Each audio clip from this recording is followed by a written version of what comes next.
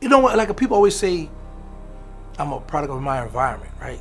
I like to always say that the environment is a product of me. Because I ain't know nothing about no aspiration, wanting to be no lawyer, no doctor, none of that. All I just wanted to be a little bad, but I wanted to do what I wanted to do. I just thought I was just a little bad. You know, I was a little bad little boy, and I just, you know, wanted to prove a point to people that I'm tough too. Do I have nightmares, or do I have, no, I was young, excited. I guess it was the thrill, the excitement for me. You know, being around big bro, nice car, money, you know, got girls crazy about them. So as a youngster, you look at that, you crave that kind of stuff. You can hide history, but you can't erase it. I'm a part of New Orleans history. I'm so New Orleans, that's a fact. Welcome back to another episode of Swamp Stories. For this one, we do something that we've never done before. We unveil the entire life story of one of America's most notorious goons. And in this video, you'll get the scoop of his upbringing, his surroundings, and what led him to living the wicked life he lived. And most importantly, you'll also tap into his various crimes that have never been told before. This is by far the craziest and most intricate video I've ever done. But wait, before we jump into it, let me clarify a couple things. First of all, you might be wondering, how did I get all of this information? Well, firstly, we actually did an interview, and on top of this, all of the documents are either sealed or they were lost in Hurricane Katrina. I say that to clarify that nothing in this video can be used in court. But more importantly, this man has completely changed his life around, and he does not glorify anything he's ever done. Instead, he rather explains how this can happen and why no one should ever enter a life of crime. All of this occurred over 30 years ago, and it can now be told as the life of Gangsta Williams. So with all that being said, let's dive right into the video. The story begins in late 1970s New Orleans, a very transformational time in Louisiana history. Believe it or not, the 1950s, 60s, and early 70s were an amazing time to live in Louisiana. The oil industry was booming with refineries all up and down the Mississippi River and the Gulf Coast. Good paying jobs were easy to find, and companies were getting rich like never before. Well, because of the economic stability, many of the neighborhoods that are extremely violent and poor today were great middle-class communities back in the day. Whether it was North Baton Rouge, Shreveport, or pretty much all of New Orleans, they were all decent places to be. Well, in this video, we start off in New Orleans' 17th Ward, a historically middle-class part of the city. This is where a young man named Terrence Williams was born and raised early in his life. I was born and raised in Gertown, Pine and Olive. It's the 17th Ward. Not too far from where Lil Wayne always rap about Holly Grove. That's where I come from, Gertown though. It was good. I know back in the day we had chickens in the backyard. I used to be on the Gertown swimming team. Gertown back then, now it changed now, but back then, Gertown was more friendly, more, you know, family, hood, you know, going to Gertown Park, swimming team, it was cool. As Terrence describes it, life in the 17th Ward at this time was pretty good. However, his family life was much more complicated. Terrence had 23 siblings growing up, which pretty much made it impossible to have a proper nurturing and supervision as well. To make matters worse, he rarely recalls his father ever being around. Because I don't remember when I was, you know, from a baby, but I remember my father being around, but not for a long time, so. But for the most part, mom's always been my mother. And because of this, Terrence spent most of his early years roaming around the neighborhood by himself and sometimes even dabbling in crime. My mother going to work, she worked at the Sheraton Hotel. So I don't have a father here every day, so I can just rip and run and do what I want. I mean, actually, that's when I first learned how to steal out of A&P store too, back then, growing up in Gertown. Well, despite the family situation and maybe being a little devious as a kid, life for Terrence was pretty good in the neighborhood. The neighbors looked out for him, and there was really never any concerns of violence. He was just another regular middle-class kid in New Orleans who was living a pretty good childhood. However, from his birth year of 1974 to the early 80s, New Orleans was changing very, very rapidly. By 1980, nearly every oil company in Louisiana had left for Houston, Texas. Anti-business and corrupt politicians led the companies to a state where the environment was much better. So with dozens of massive companies leaving, so did thousands and thousands of jobs, all within a few years span. So just like that, New Orleans had lost its biggest industry and 20% of its population.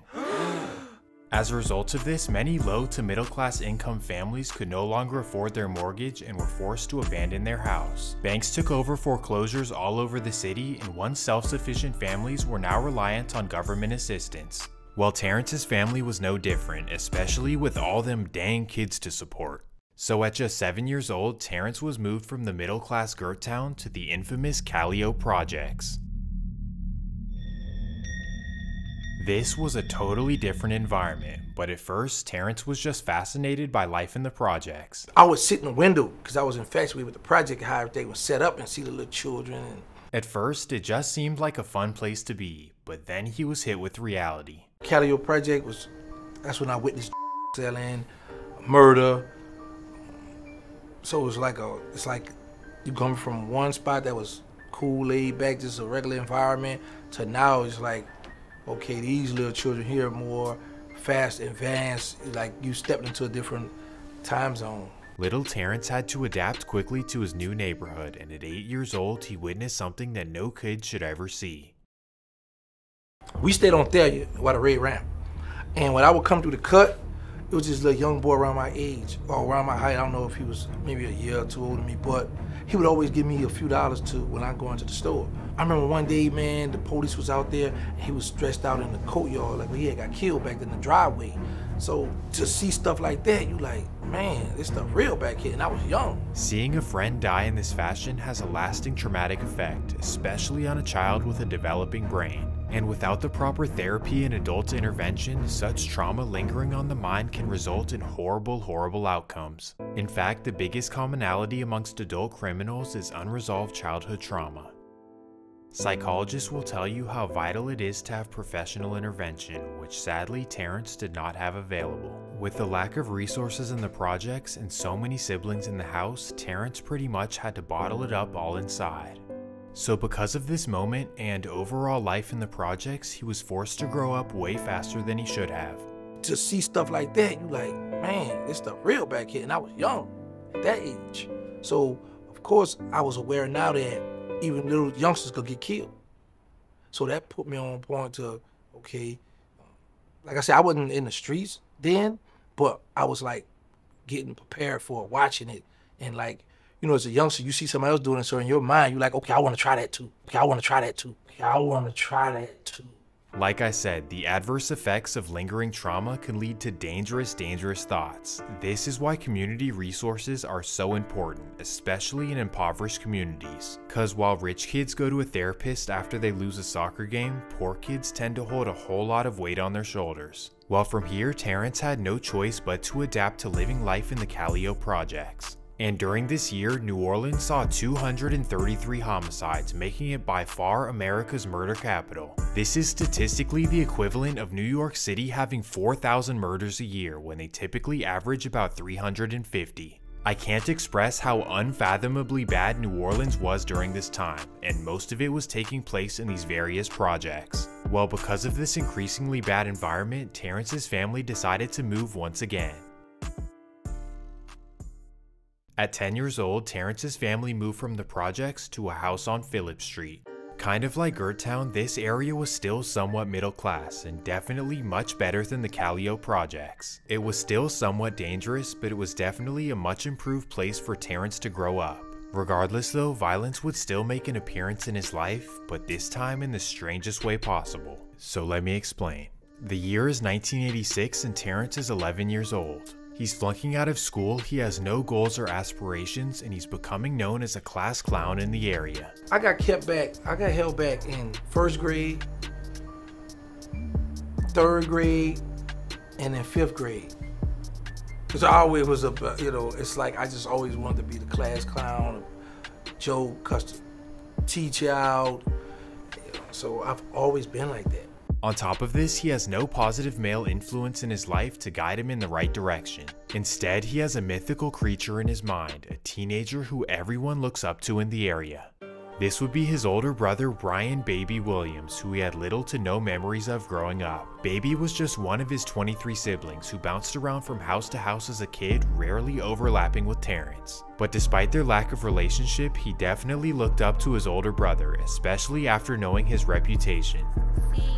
At this time, Baby was only 16, but already a young street millionaire. He had the cars, the jewelry, the women, and much admiration from the whole uptown community. Because of this, little Terrence was eager to meet his older brother and was hoping to impress him as any little kid would. Well, that opportunity would finally come, but not in the way he ever expected. And here is where the story takes a crazy, unexpected turn. Yes, 1985. My mother's phone rang. Phone rang in the kitchen. I answer it. It's Baby on the other end. I'm gonna be around there. Come outside when you hear the horn, all right? An 11-year-old Terrence is so excited that his older brother is finally coming around. So for over an hour, he sits by the window waiting for his brother to honk the horn. And then he finally sees what he was waiting for. A brand new SUV blasting music rolls up the street.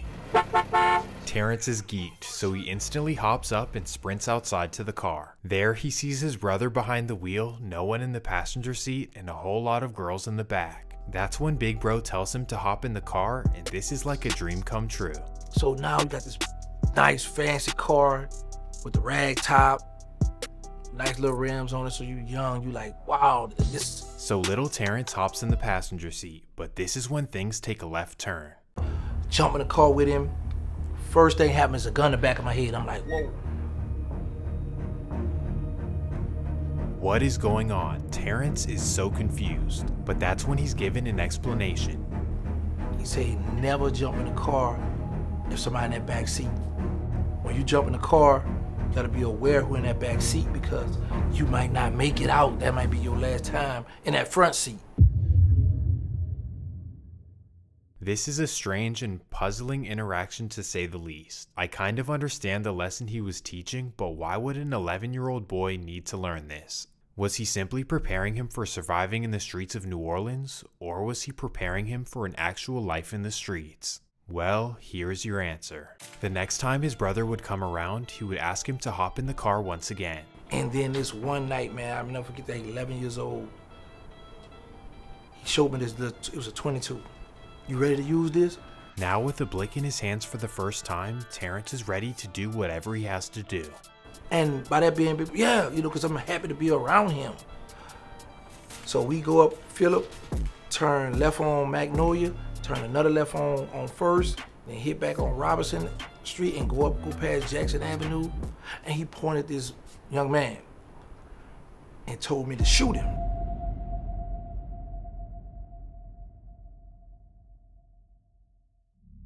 So I was like, give it a gun, give it a gun. I jumped out.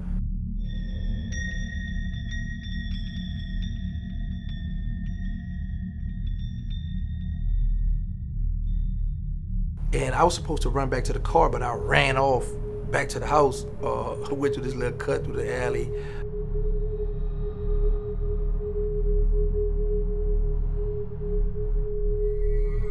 Little Terrence had just committed the biggest sin, but there was only one thing on his mind. I did it, and I hope I made him happy. I'm hoping Big Bro is happy that I pulled off this crime, got away, and most importantly, I didn't run my mouth, and I took the little 22 and put it under the old sofa. I used to sleep in the living room. My mind was on Big Bro being happy with me, and I know now I'm about to get me some fresh British Knights was jumping back then. British Knights, Felines, them shoes. I'm about to get me something fresh to put on.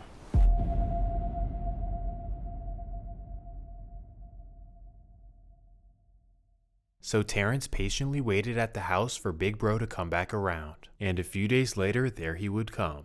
A few days later, he would come around. You all right? Check on all right? Big knot of money. You put this, I would hide in my mother's house for him. After days and weeks go by, Terrence is stuck on a particular mindset. I thought I was tough. I thought I was bad. I just thought I was just a little bad. I was a little bad little boy, and I just, wanted to prove a point to people that I'm tough too. I'm tough too. Well, not only was he feeling tough, but he was also feeling respected by his family. But was that really the case? You'll see. A few weeks after this tragic incident, another older brother of Terrence would swing by the house. This would be Ronald Slim Williams, the eldest brother and the richest as well. Although Slim wasn't the best looking guy, he was the street and financial mastermind of the entire family. According to Terrence, Slim was not a bad guy at all, but he was definitely all about the Benjamins. Well, here's what he came to do. Big bro, come around with a white guy in a car. I signed some papers. I would later in years find out that that was the insurance man. So it's like, if we messed up, or if I fronted somebody dope, if they fronted somebody dope and they didn't pay the dope back, or didn't pay, okay, when I get killed, they go get insurance money, you know? At the time, Terrence had no perspective on what was really going on. All he thought was that his brothers were showing him love. He was pretty much doing anything they asked, just in the idea that he was making them happy. Well, sadly, it wouldn't be till much later in life when he realized that the family situation was not one of love. I would later on down the line, when I got to prison, start reflecting back on them, like, man, what? Oh yeah, they play me like that, you know. But you know, as a youngster, you just happy you got big brothers that's talking the right talk. You know, they there for you, buy you a nice pair of tennis shoes, a nice little polo shirt for school, and you happy. This is a lot to take in, so let's take a moment to pause and really think about everything. Here you have a middle school aged boy who has unresolved trauma and the lack of a father figure in his life. All he's ever known is his immediate surroundings, so he really has no perspective that anything he's doing is wrong. In his own mind, he rationalizes it as, I just want it to be bad, but we really know that it's much deeper than that. In fact, psychologists will tell you that no child is ever born bad and that most people are simply just products of their environment. Well, if we're being honest, Terrence was headed down a terrible path, and the only thing that could potentially save him would be to have a better environment. So, what happens from here? Well, sadly, at the age of 12, his home environment would somehow get much worse. This is when Terrence's mother would engage in a relationship with a new boyfriend who had the potential to step up for little T as a father. However, this man was hardly a role model. Well, at least not a good one. In fact, he was possibly the worst influence that Terrence could ever have. So let me explain. His stepfather was not a gangster by any means. In fact, he was a well-respected musician. No, he was cool. He played the saxophone in the little jazz band he was in. Not only was he not a gangster, but he also really wasn't even a bad guy. But he was never one of those disrespectful, grouchy, angry stepfathers. He was one of them smooth, laid-back, player type. He was one of the ones, like, he never put his hand on my mother. He, you know, tall, masculine, nice, and he played that saxophone. He had a matter of fact, he had a perm. So you might be thinking, why would this guy be a bad influence? He sounds like a pretty solid dude. Well, that's only because you don't know the darker side. The man had his own struggles and addictions, and he used his now stepson to be a vessel to get him his fix. He would give me money to go around 2nd and Daniel, this hood that I started hanging around anyway, to go buy for him. And once again, I'm like, okay, this is something cool, you know, I'm gonna handle this for him, even though I'm young, because in my mind, I'm thinking he's scared to go, somebody might rob or jack him, so I got this, give it here. And I would go get it. A lot of people would sit back and they'll watch certain children, they'd be like, okay, that one I could use, that one is scary, that one, no, you can't do that one, that might run his mouth. So, you know, older people, they sit back and watch children who they feel that they can use, you know, as their little foot soldiers or whatever. So just like with his older brothers, Terrence was being used by his authority once again. The people who were supposed to look out for him and have his best interests were failing him all the time. However, he wasn't able to see it this way, and this is how he entered his next chapter in the streets. After doing these daily runs for his stepfather, he naturally started making relationships with the hustlers in the neighborhood. So he started hanging with a man named Ernest who would post up on 2nd and Daniel, a major money block in Uptown. But initially, Terrence had no intentions of hustling because for whatever reason it scared him more than anything else. Regardless though, he was still all in on the street life and all he wanted to do was be bad. To this point in his street life, Terrence had only hung around and done things for older people, never anyone his age. But at the age of 13, this would finally change, so let me explain. While at school, Terrence met a girl named Chantel who he ended up forming a close friendship with, if that's what you want to call it. And Chantel so happened to live in the infamous Magnolia Projects. Chantel red. I think I want to say Chantel had the little Jerry curl back then, little hairstyle. Mother beautiful, mother real cool. They lived in the Magnolia Project on Ferret Street, but her and I never messed around, if that what you asking. Yeah, okay, buddy. Well, as their friendship grew, Terrence started going over to her neighborhood after school. Sometime when we get out of school, I would go to the Magnolia Project. I would hang over there with her and Diva sometime. We just hang out. This is how Terrence started meeting people in Magnolia, and it pretty much became his second home. They accepted him and it felt like a real community, so he pretty much hung out there every single day. This doesn't matter quite yet, but it definitely will in the future.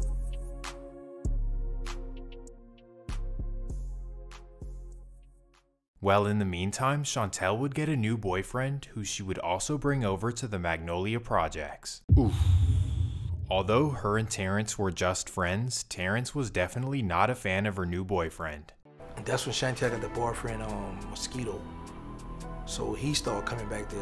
I didn't like him at first, because he was kind of arrogant. He would get on that bike, he had a bicycle, black handlebars, straight across handlebars. If you had that kind of bike back then, you know, you was somebody in the neighborhood. But he would get on one wheel and just ride for blocks. And one day his mother bought him a gold tee, one solid gold tee on the side.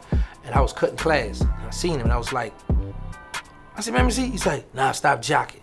And kept walking. I'm like, what do you think he is? You know, I just didn't like him, and then him and Chantel started going together. Mosquito was cool, arrogant, and had a lot of money, and clearly Terrence was not a fan. But being that they were now hanging out in the same circles in the Magnolia Projects, they were bound to have to speak. Like I said, I would always go in the project by her house, and he started coming over there. So, you know, we would talk because I was already familiar with him through my best friend, Rodney Atkins. After days of talking, Terrence and Mosquito actually figured out that they were pretty much neighbors. That's how we had met, because like at nighttime, when it was time to go home, we would walk the same way, because like I say, we walked. I lived on Phillip between Robinson and Magnolia. He lived on Willow Street between Jackson and Josephine. So, you know, we had to go the same way home. You know, that's how him and I got cool. We started hanging out together. So through the strangest circumstances, Mosquito and Terrence became really close friends. They quickly found out that they were extremely similar, like together they were pretty much down to do anything bad. They were both running wild and way over violent for their age. Always want to do something, like always were quick to want to rob something, want to jack, kill. He was one of the ones that was, I don't know, he could be chilling. I'd be like, "Mosquito, let's go." Like, it was never one of those. He was never one of the ones that'd be like, "No, hold up, no, I don't think." It was always on go, let's do it. Oh, you got it, let's go. You know, he was never chill, but people liked him too. You know, but when it was turn to turn up, that was Mosquito. When it was turn to turn up, that was Mosquito. This was bad news, as the duo was now trying to prove who could be the worst. It's like when the teacher would accidentally put the two class clowns together and all hell would break loose.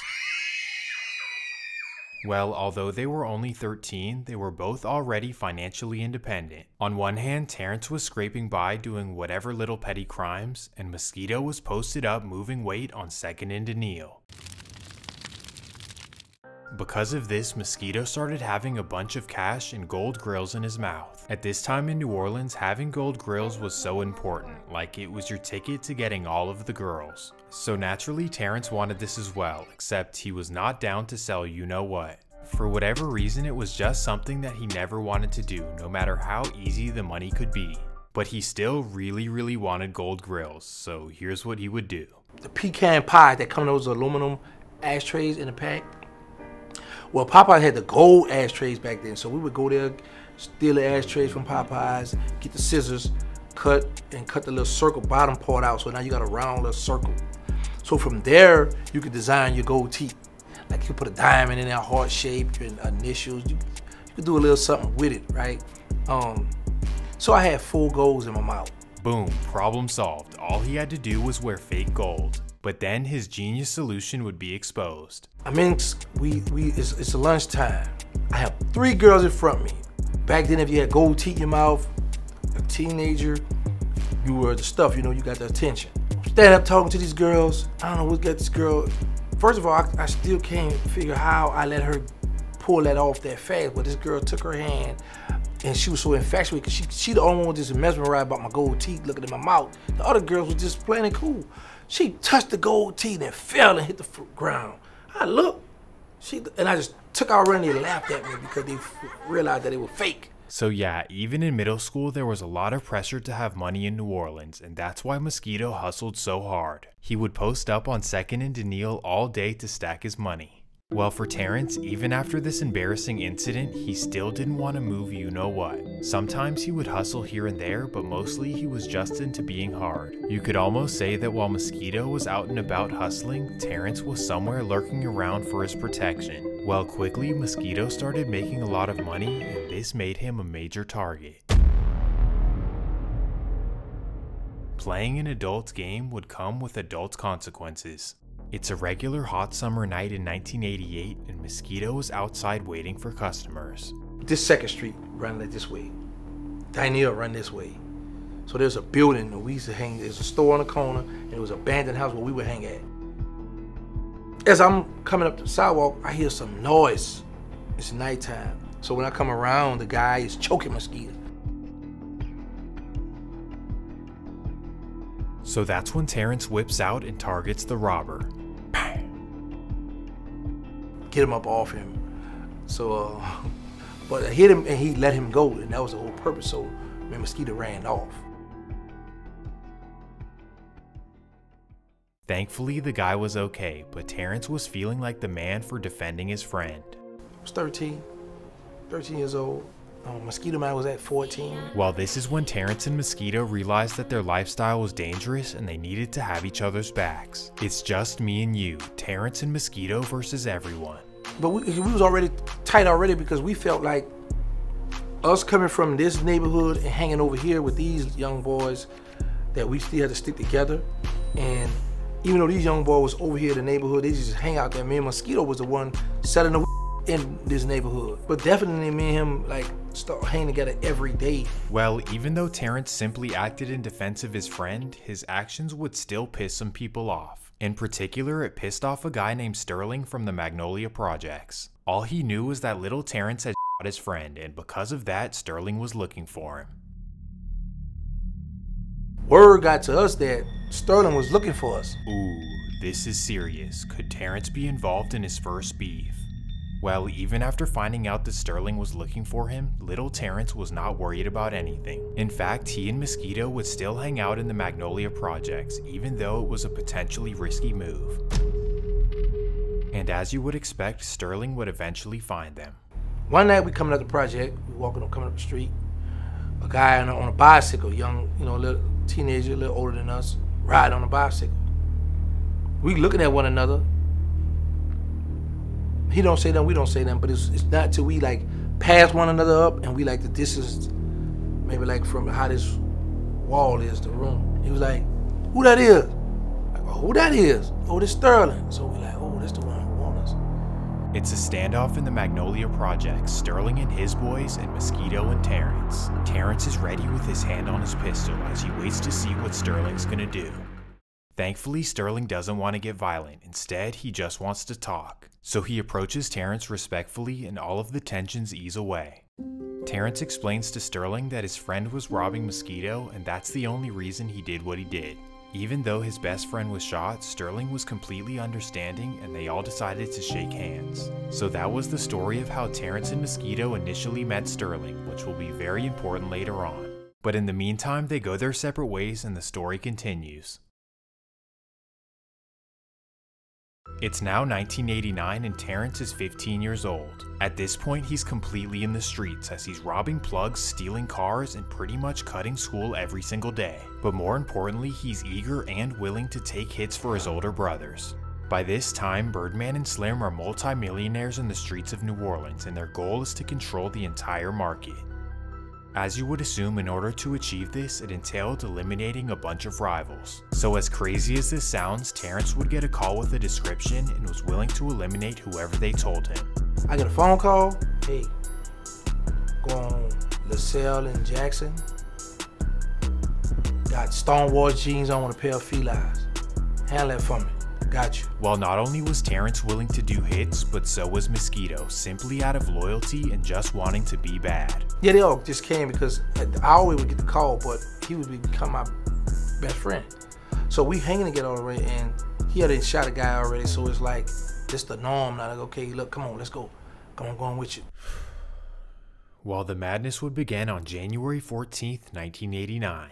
It's a cold winter day and Terrence is inside watching TV at his mom's house. That's when he gets a call asking him to eliminate a man who's hanging out in front of a local corner store. Without any talks or negotiations about compensation, he instantly gets up and agrees to do it. So he puts on a hoodie, grabs his .38 and walks to the local store. When he gets there, he sees the man standing outside, but strangely he doesn't do it right away. Instead, he decides to ask the man for $1. Guy on the corner. The average person on the corner that's selling and their mind is my block, my hood, don't make it hot, keep it moving, right? I come around, hey man, you got $1? Man, get off around, you're around here begging, man, find you something. The man who thinks Terrence is just some little kid who's begging decides to shoo him away. And even though Terrence was gonna do the job anyway, in his mind this gave him an extra reason. So now it's like, I already come to do away with you, right? But you on that block and you got your little stuff going, you grinding, you hustling, and you treat this little young boy like a little piece of trash. Bro, I'm in the neighborhood I come from, where you come from, I ask you for $1. Because now it went from me doing something for this person to now it's personal now. Because you trumped me. I asked you for $1. I really wanted to go get me something from the store. Even though I'm going down you. You gonna get deleted, but you can't give me $1. All right, I got you. Play it off, go to the store. So Terrence plays it off and walks in the store like any old customer. It might would have been like maybe 1 or 2 headshots. So now would you get on from around here with all that big and the boy get from around you, I'm around here grinding. All right, I walk off, go to the store, he back out there. Now he got 2, 3 females out here. He talking and drug, got a little money in his hand. Me, I just had the gun in my pocket, come out, had a little short little black .38. That's my favorite little gun. And just... Needless to say, Terrence completed the job. At this point, he's so far into this life that it feels like nothing. It's like a regular routine. He gets a call, gets the job done, and thinks nothing of it. Sadly, this would continue in a major way over the next 3 months. Between February 3rd and May 10th, he and Mosquito would catch 4 separate bodies in Uptown. They didn't know or know of any of the people they eliminated. All they did it for was to impress Terrence's big bro. And because of this, they pretty much got nothing in return for everything they had done. You know, and you know, back then it was never, when I get out this way, you know, now these days, these youngsters, they hip, they know like, man, I want to be paid for it. What I get out of this. Back then, it was, man, I got you, I'm just riding with my homeboy. I don't care what is behind, what happened, and then I ask them what happened. All they know is I'm going to somebody. Back then, I never received a payment, like cash. I always would get clothes. Shopping sprees. Not really shopping sprees, little few outfits and all right, go good looking out. I think more for me was to please who I was doing it for. Because, you know, coming up, it's like when you young and you loyal to certain people and you already took a life before, so it's like, okay, they ain't nothing, come on, what's what you need me to do? I got you, you know? Because I'm already out in the streets, I'm already committing crimes, doing stuff. It's not until you get older you realize, man, you've been played. Oh man, you wouldn't done it, oh, that was stupid. You took somebody's life for this petty. Sometimes you don't know what you're doing it for. You just moving out because you trying to do it to impress who you're doing it for. At this point in his life, Terrence understands that he was only doing it to impress his peers and his elders. And given that New Orleans is still the murder capital, he does have a message for the youth. This day and time, we got these youngsters out here that need to hear from us, that we need to talk to help them. You know, let them know materialistic stuff ain't nothing. Conquer the peer pressure, you know. So that's why I always sit back and I talk about certain stuff to let these youngsters know I've been there already. You know, I know what you're going through, you know, because I was that person who you are today. Well, at this point, Terrence was a certified goon, and everybody knew it. His name was ringing bells throughout the city, and that's how he got the nickname of Gangsta Williams.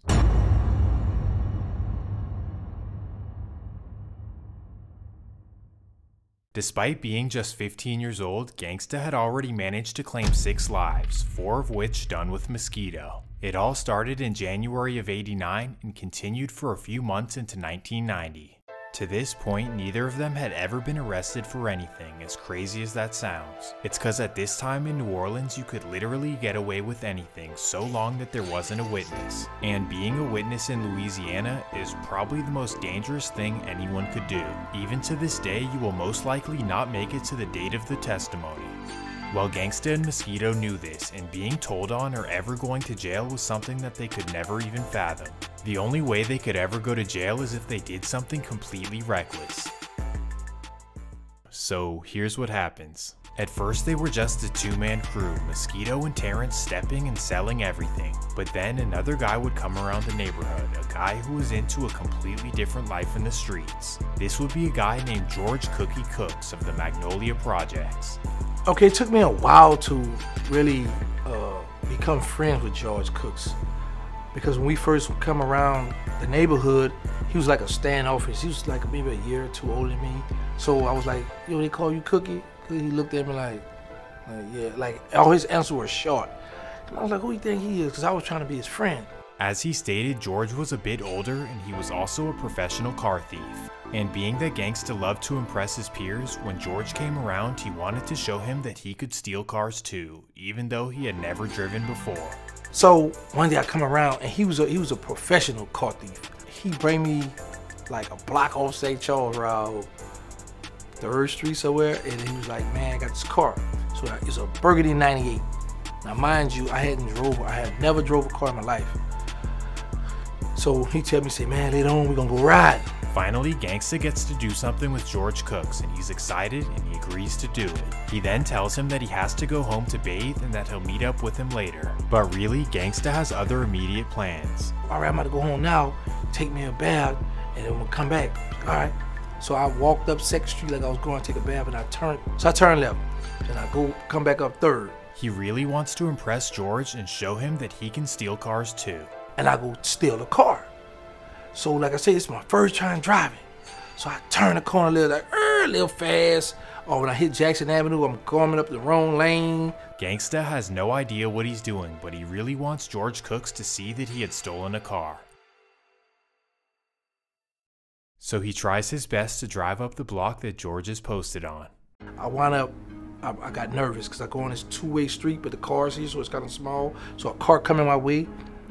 So I had to put in reverse. I backed up in these people's house. His plan goes horribly as he backs up into someone's house and has to run away. Jumped out the boy, tried to catch a run. George see me later on that night. So even though his initial plan had failed, he ended up going to steal a car with George later that night. And as crazy as it seems, this is how George and Gangsta became close friends. And from there, we just got cool. We just started hanging out. So now, instead of it being a 2-man clique, George, Gangsta, and Mosquito were a 3-man army. So they were already selling products and doing hits, but now stealing cars was added to the equation. On a regular basis, they would steal people's cars and simply joyride them around New Orleans for fun. Eventually, it was only a matter of time before they steal the wrong person's car. And that takes us to March 24th, 1990. March 24th, 1990. Was hanging in the Magnolia Project right on Washington Avenue. So we leave. We go around 2nd and Danielle. There's some new guys on our set. Gangsta and George are not thrilled that there's guys posted on their infamous corner of 2nd and Danielle. So that's when Gangsta decides that that's cause for them to rob them. So me and George go back around on 3rd Street, come through the fence, hop the fence, come up the alley, and we rob them. After they rob them, George isn't satisfied as he also wants to take their car. So after going through these people's pockets, Gangsta and George also hop in their car and drive off. This guy got a Mitsubishi Galant lowrider with a lot of boom in it. So we go joyride, we go to the Calio first, then we make our round to the Melf because we was on our way across the river. So Gangsta and George are just joyriding around the city with nothing on their minds. Little do they know the guys who they robbed were just civilians and they decided to call 911. So while the duo is out joyriding for fun, NOPD is looking for the Mitsubishi Galant. Police put the siren on and pull us over. I'm thinking we better jump out and run. George step on. So we flying up Simon Boulevard, which turns to LaSalle Street. Flying up there, when we get to Jackson and LaSalle, police pull right there to block us off, and George kept speeding. I said, what? We got to the Magnolia Project. Jump out the truck, running the project, and I thought I had got away, so I hid in the hallway. Man, that police came around and found me in there, handcuffed me, brought me out, then he caught George in another courtyard. And just like that, Gangsta is arrested for the first time ever. The district attorney does not take the crime lightly as they sentence him to juvenile life. Yeah, we went to juvenile jail. We wound up getting juvenile life. Back then, juvenile life was until you're 21 years old.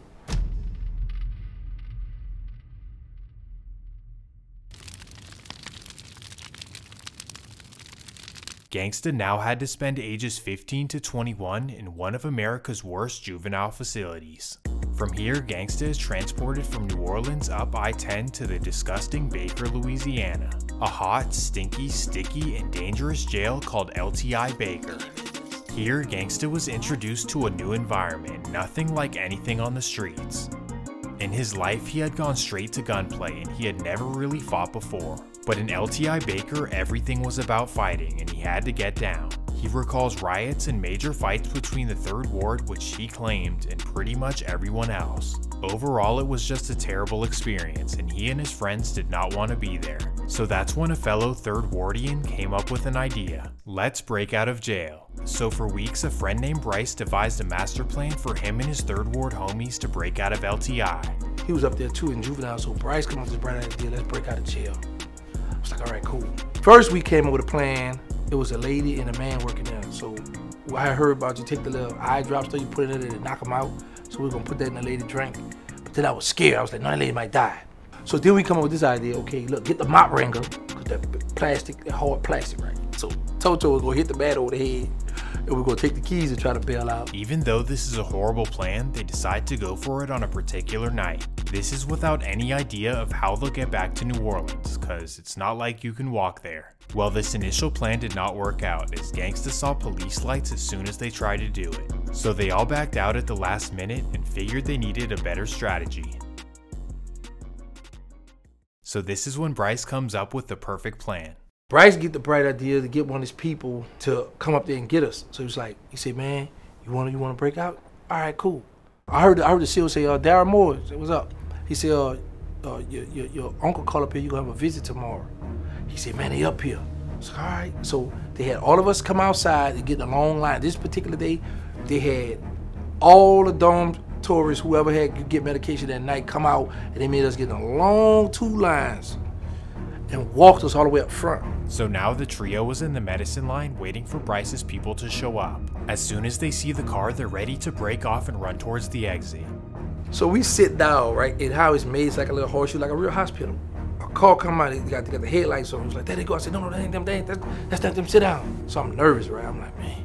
So they come back and say, man, that's them. I said, y'all ready? Let's go. We jump up and take our running towards the front gate. Now they're all sprinting towards the gate, which is guarded by an overweight officer. And now I gotta face the man again and try to juke. I went around this little fast cell, hit my head jumping in the car. We head out. The first step is a success as they juked out the guard, hopped in the car, and took off. Now they're headed through Baton Rouge in a junkyard car that's filled to capacity. As they're driving through North Baton Rouge, they figure that they successfully evaded police. But then they start hearing sirens in the distance that keep getting louder and louder. The police finally start to catch up, and that's when they decide to pull a left on 72nd. They then approach a small bridge, which the driver believes that they won't be able to clear. So now we going on this bridge in Baton Rouge. Now they behind us now. The man, 2 of y'all gotta get out the car. Toto, the youngest one in the car with us. Toto like, all right, I'm gonna go.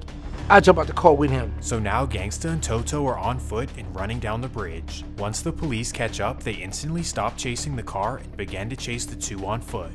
So as we running down the bridge, I asked Toto, I said, Toto, you want me to jump off now? He said, yeah. So I jump off like, bro, don't get like about the bridge, baby, like highest up here. So they jump off the bridge, run into a neighborhood, and begin hopping fences. They then take off their LTI shirts and throw them in someone's backyard. Gangsta is smart enough to know that they won't be able to get away on foot, so he comes up with a second plan. As they're sprinting through backyards, he notices a treehouse with a ladder. So he yells at Toto to stop and to climb up with him. So they quickly climb up into the treehouse while police are searching. We laying down. I hear the deputy guard, whatever, out there. They running somewhere, here go their shirts. Man, mosquitoes tearing us up. We up there, man, I had to use the bathroom bad. And in LTI, they run out of toilet paper a lot, so we always kept toilet paper in our pocket. So I did a number 2 right quick. He gonna tell me, man, you stink. We up here in the hole, of course mistake. We right here by each other. It's steaming hot, it smells terrible, and they're being eaten up by mosquitoes. So Toto's making an understandable fuss, but Gangsta tells him to stay put. Man, them people are somewhere out there. Stop talking, man. We need to be quiet till nighttime. Get here, so we can get out of here.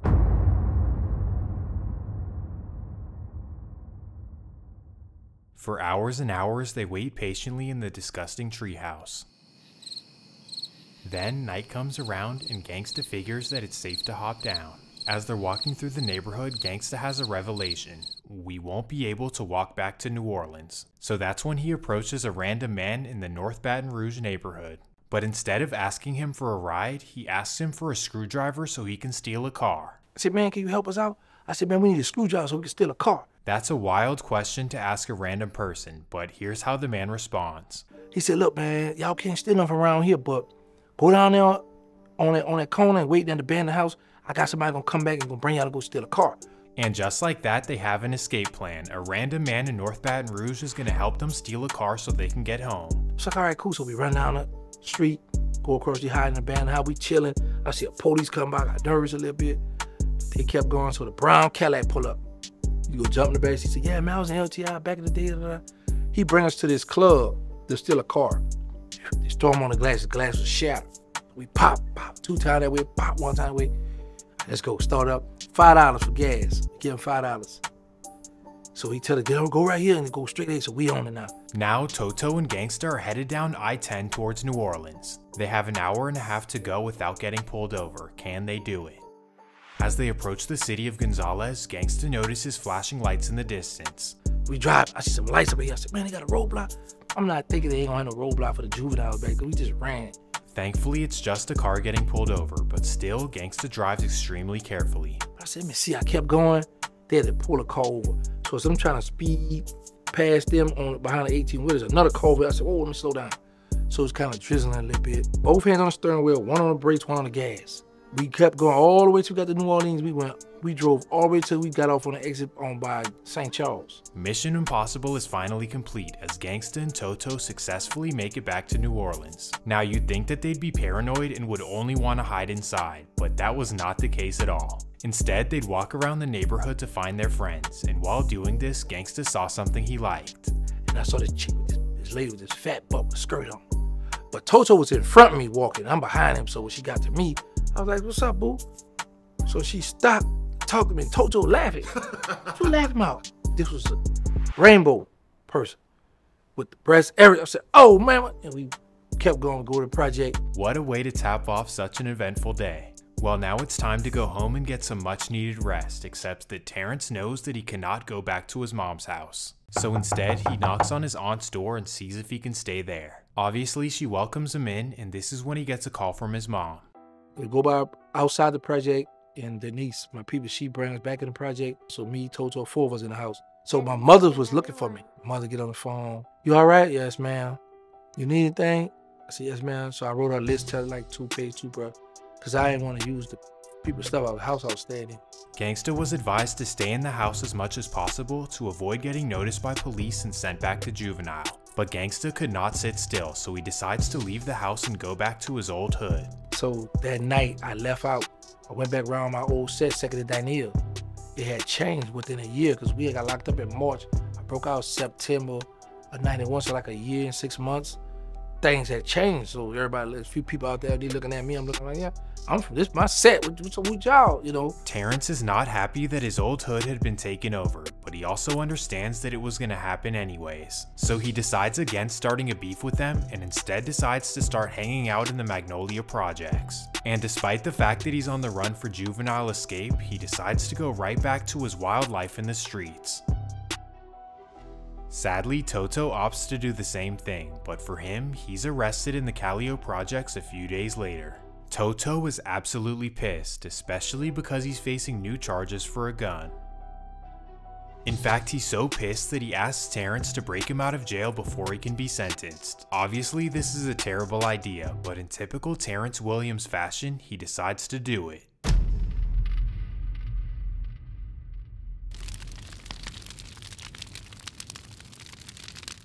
Now, this is what we about to do. We about to do some crazy stuff, man. We about to try to break him out to youth study. When they open the door, we're gonna run in there, get him out of there. The initial idea is to break in the juvenile center and rush Toto out. Gangsta and his friends are ready to do it, but coincidentally, the day of the plan, Toto has a court date. As you know, courtrooms are surrounded by tons of police, so they're obviously not gonna still try to break him out, right? Well, unbelievably, they come up with a second plan. So what happened, they had moved from there to the courthouse. The plan now is to go around there, and when he come out the courthouse, put a gun on the guard, get him from there. So they head over to the courthouse ready to break him out. They get there, and right then, Gangsta has a moment of clarity. I said, man, don't y'all think if we go around and try to free him up, people might see us and try to get to us or whatever the case may be. He said, yeah, you're right. So I was like, good. Thankfully, the plan failed, and Toto was sent back to LTI. So with Toto being arrested and sent back, you'd think that Gangsta would want to lay low and learn from his friend's mistakes. But this was not the case at all, even with Mosquito, George, and Toto being locked up. He had nobody left to run with in the streets, so to fill up his days, he actually enrolled back in school. He enrolled with a fake name and risked his freedom just so he could hang in the hallways and talk to girls. Gangsta recalls this as the most fun and relaxing time of his life, as all he was focused on was having fun. Well, this kind of lifestyle would last for a few months as he awaited his friends returning from jail.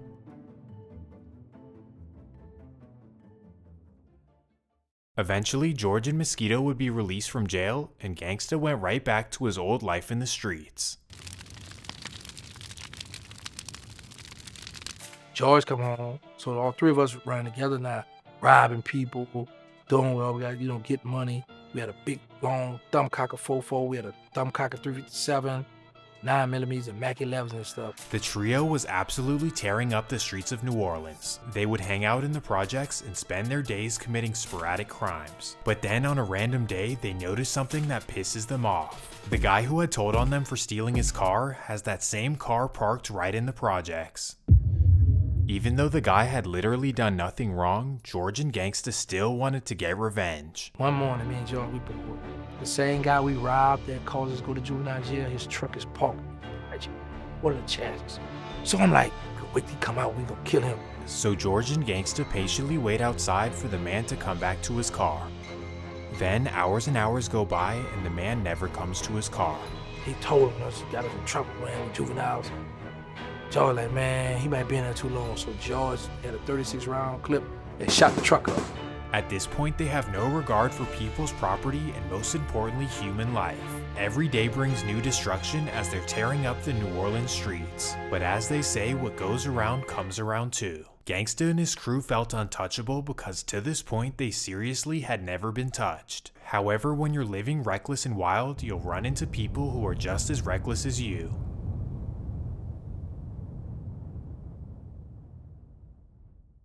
Their first consequences in the streets would come on a random day in the Magnolia projects. I was on Magnolia Street, Magnolia 6. It's this car pull up. They want to buy Well, instead of selling to the man, Terrence's crew decide to rob him. While all of this is happening, Terrence happens to be in the corner watching. So while his friends are going through the guy's stuff, Terrence notices that the guy is armed and dangerous. He got a chrome gun in his hand. I see the gun. It's dark in the courtyard where he's at. So he starts shooting. And when he's shot, I get hit in the foot. Thankfully, the guy misses both of Terrence's friends, but he hits Terrence in the foot. So now, even though he's wanted by police, Terrence knows that he needs to go to the hospital. So his friends rush him to the emergency room, and thankfully he's able to be fixed up. Now, because he's wanted for juvenile escape, in a normal society, he would be taken straight to jail. But this is New Orleans, and nobody knows what's going on. So without running his name or checking his record, he's sent right out of the hospital. Yeah, I got up out of there. I made it up out of there. Can I do something? Give me a second. Can I say something? Hello? Cause she here. My people here. What's Sam la mama? What's Sam with you? La, c'est la. What's Sam with you? Well, at this point, Terrence is really invincible as he seems to duck and dodge his way out of every consequence. Whether it's getting away with a bunch of crimes, escaping juvenile jail, or hospitals not even running his name. Gangsta simply can never be taken down, or at least that's what it was seeming like. But then he finally makes a mistake that puts a temporary end to all of his madness. Him and his boys decide to hit a house lick for the very first time. Even though they're already making money in the streets, they decide to do it just for the sake of doing it. So for their first step, they rent a car from a guy they know. For $10, he lets them use the car, but they have to return it in a few hours. Well, now that they have a getaway car, they decide to do it. No, we had a guy that was selling in the project. We decided to rob the house. To get in the house, George wants to push in the air conditioning and have Terrence climb inside. No, at first he was like, man, we could get this window, man, I'm going in there. So what happened is they got an air condition. Push the air condition in. He said, man, get in. I said, no, man, somebody might be in there. He said, man, I'm gonna start shooting something. Yeah, but you might hit me. So that's when Terrence thinks of a better solution. Let's find someone else to hop in first. So I go run around and get this crackhead, have her to come back. We put her in the window. So she hops in, runs around, and says that nobody's inside. So now it's officially go time. So she get back out the window, so that lets us know nobody's there. I get in there, he get in there. I go straight to the closet. They got a pump gun. We took that. Then I went in the drawer. That's where all the money, stacks of money. So I'm stuffing the money in my pockets, hiding money in my socks and all that. We get all the money out the drawer. Boom, they hit the house. Now it's time to drive away and return the car. But instead, Terrence opts to go straight to the mall to blow all of the money. So he goes in a jewelry store and buys a grill, and George stands outside and talks to some girls. They think that it's a great day, but little do they know they had gone over the time with the car, and the owner decided to report it stolen. I'm thinking the car good because we paid $10 for the car. The man had reported cost because we were gone over the time. Because of this, New Orleans police start searching the city for the car. So right after wasting their money, George and Terrence hop in the car and head down Canal Street. That's when police get behind them, corner them in, and then arrest them. Obviously, they know nothing about the home invasion, but they get them for the stolen car. So now Terrence faces charges of stealing a car and escaping juvenile. Or is that right? Well, you must not know Terrence because he already had a plan to shake it. Lock me and him up, we go to the juvenile jail. While we in juvenile bureau wait. So that man said, what's your name? I said, Richard Broomfield. He gives the officer a fake name, but the officer knows it's fake because he has a TW tattoo on his arm. He said, boy, what that TW stand for? That's my father, he passed away, sir. The officer does not buy it for a second, so he calls in the co-defendant and asks him to give up his name. He say he go get Hank, he go get my best friend, but he don't bring him out by me. He go in there, hear him talk. What's his name? I'm like, man, Hank better not rattle. Hank loud. Richard Broomfield, that's all I know about it. His co-defendant stays solid, but the officer still does not buy the fake name. So he decides to ask Terrence what school he goes to so he can look up the enrollment. So the man said, what school you go? I said, Booker T. Washington. So he got this big, thick book, and then he opened it. Look, he don't see that name, but I know this is a real name because this guy lived down the block. Was my big brother friend.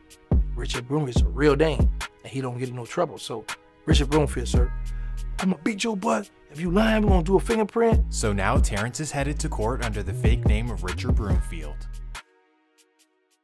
So the court date comes around, and here's what happens.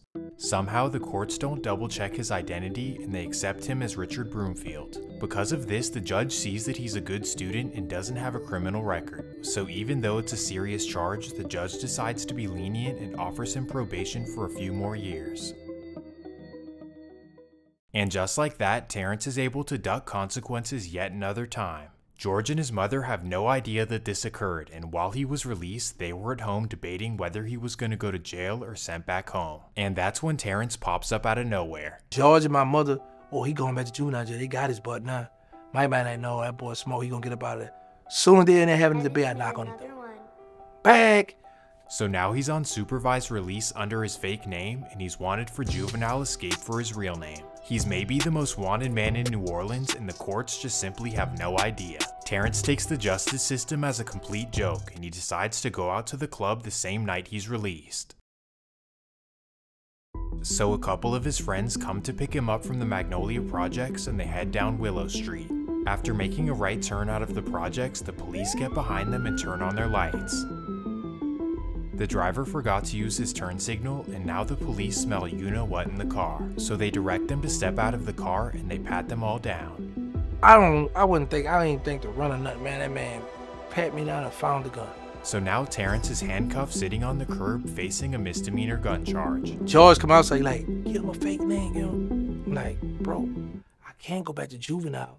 Terrence knows that going to juvenile court is a horrible idea because he'd have to face the judge who just let him out under the Richard Broomfield name. So going to juvenile court is not an option, so he comes up with plan B. He recently turned 18, and because of this he figures that giving them his real name and date of birth might be the best idea. Can't go back now, so I give him my real name, but 74 date of birth. So now it's March of 1992, and Terrence makes his court appearance for first-time gun possession, a misdemeanor charge in Louisiana. This in itself really isn't that serious, as the max sentence is only 6 months in jail, but typically people only get probation. However, the district attorney makes a major mistake and circles felony on his charge. I go to court for the gun. They made a mistake and circle felony on the gun, but really it was my first time as an adult, so it was really a state misdemeanor. Because of this crucial mistake, the judge dismisses his charges completely. So once again, he somehow wiggles his way out of consequences. However, because he used his real name, he still had to serve the remainder of his juvenile sentence. While Terrence agrees that this is fair, but he does have one request. Send me to the LTI in Monroe and don't send me to Baker. The judge thinks nothing of it and schedules him a bus ride up to Monroe. And here is where things somehow fall into Terrence's favor once again.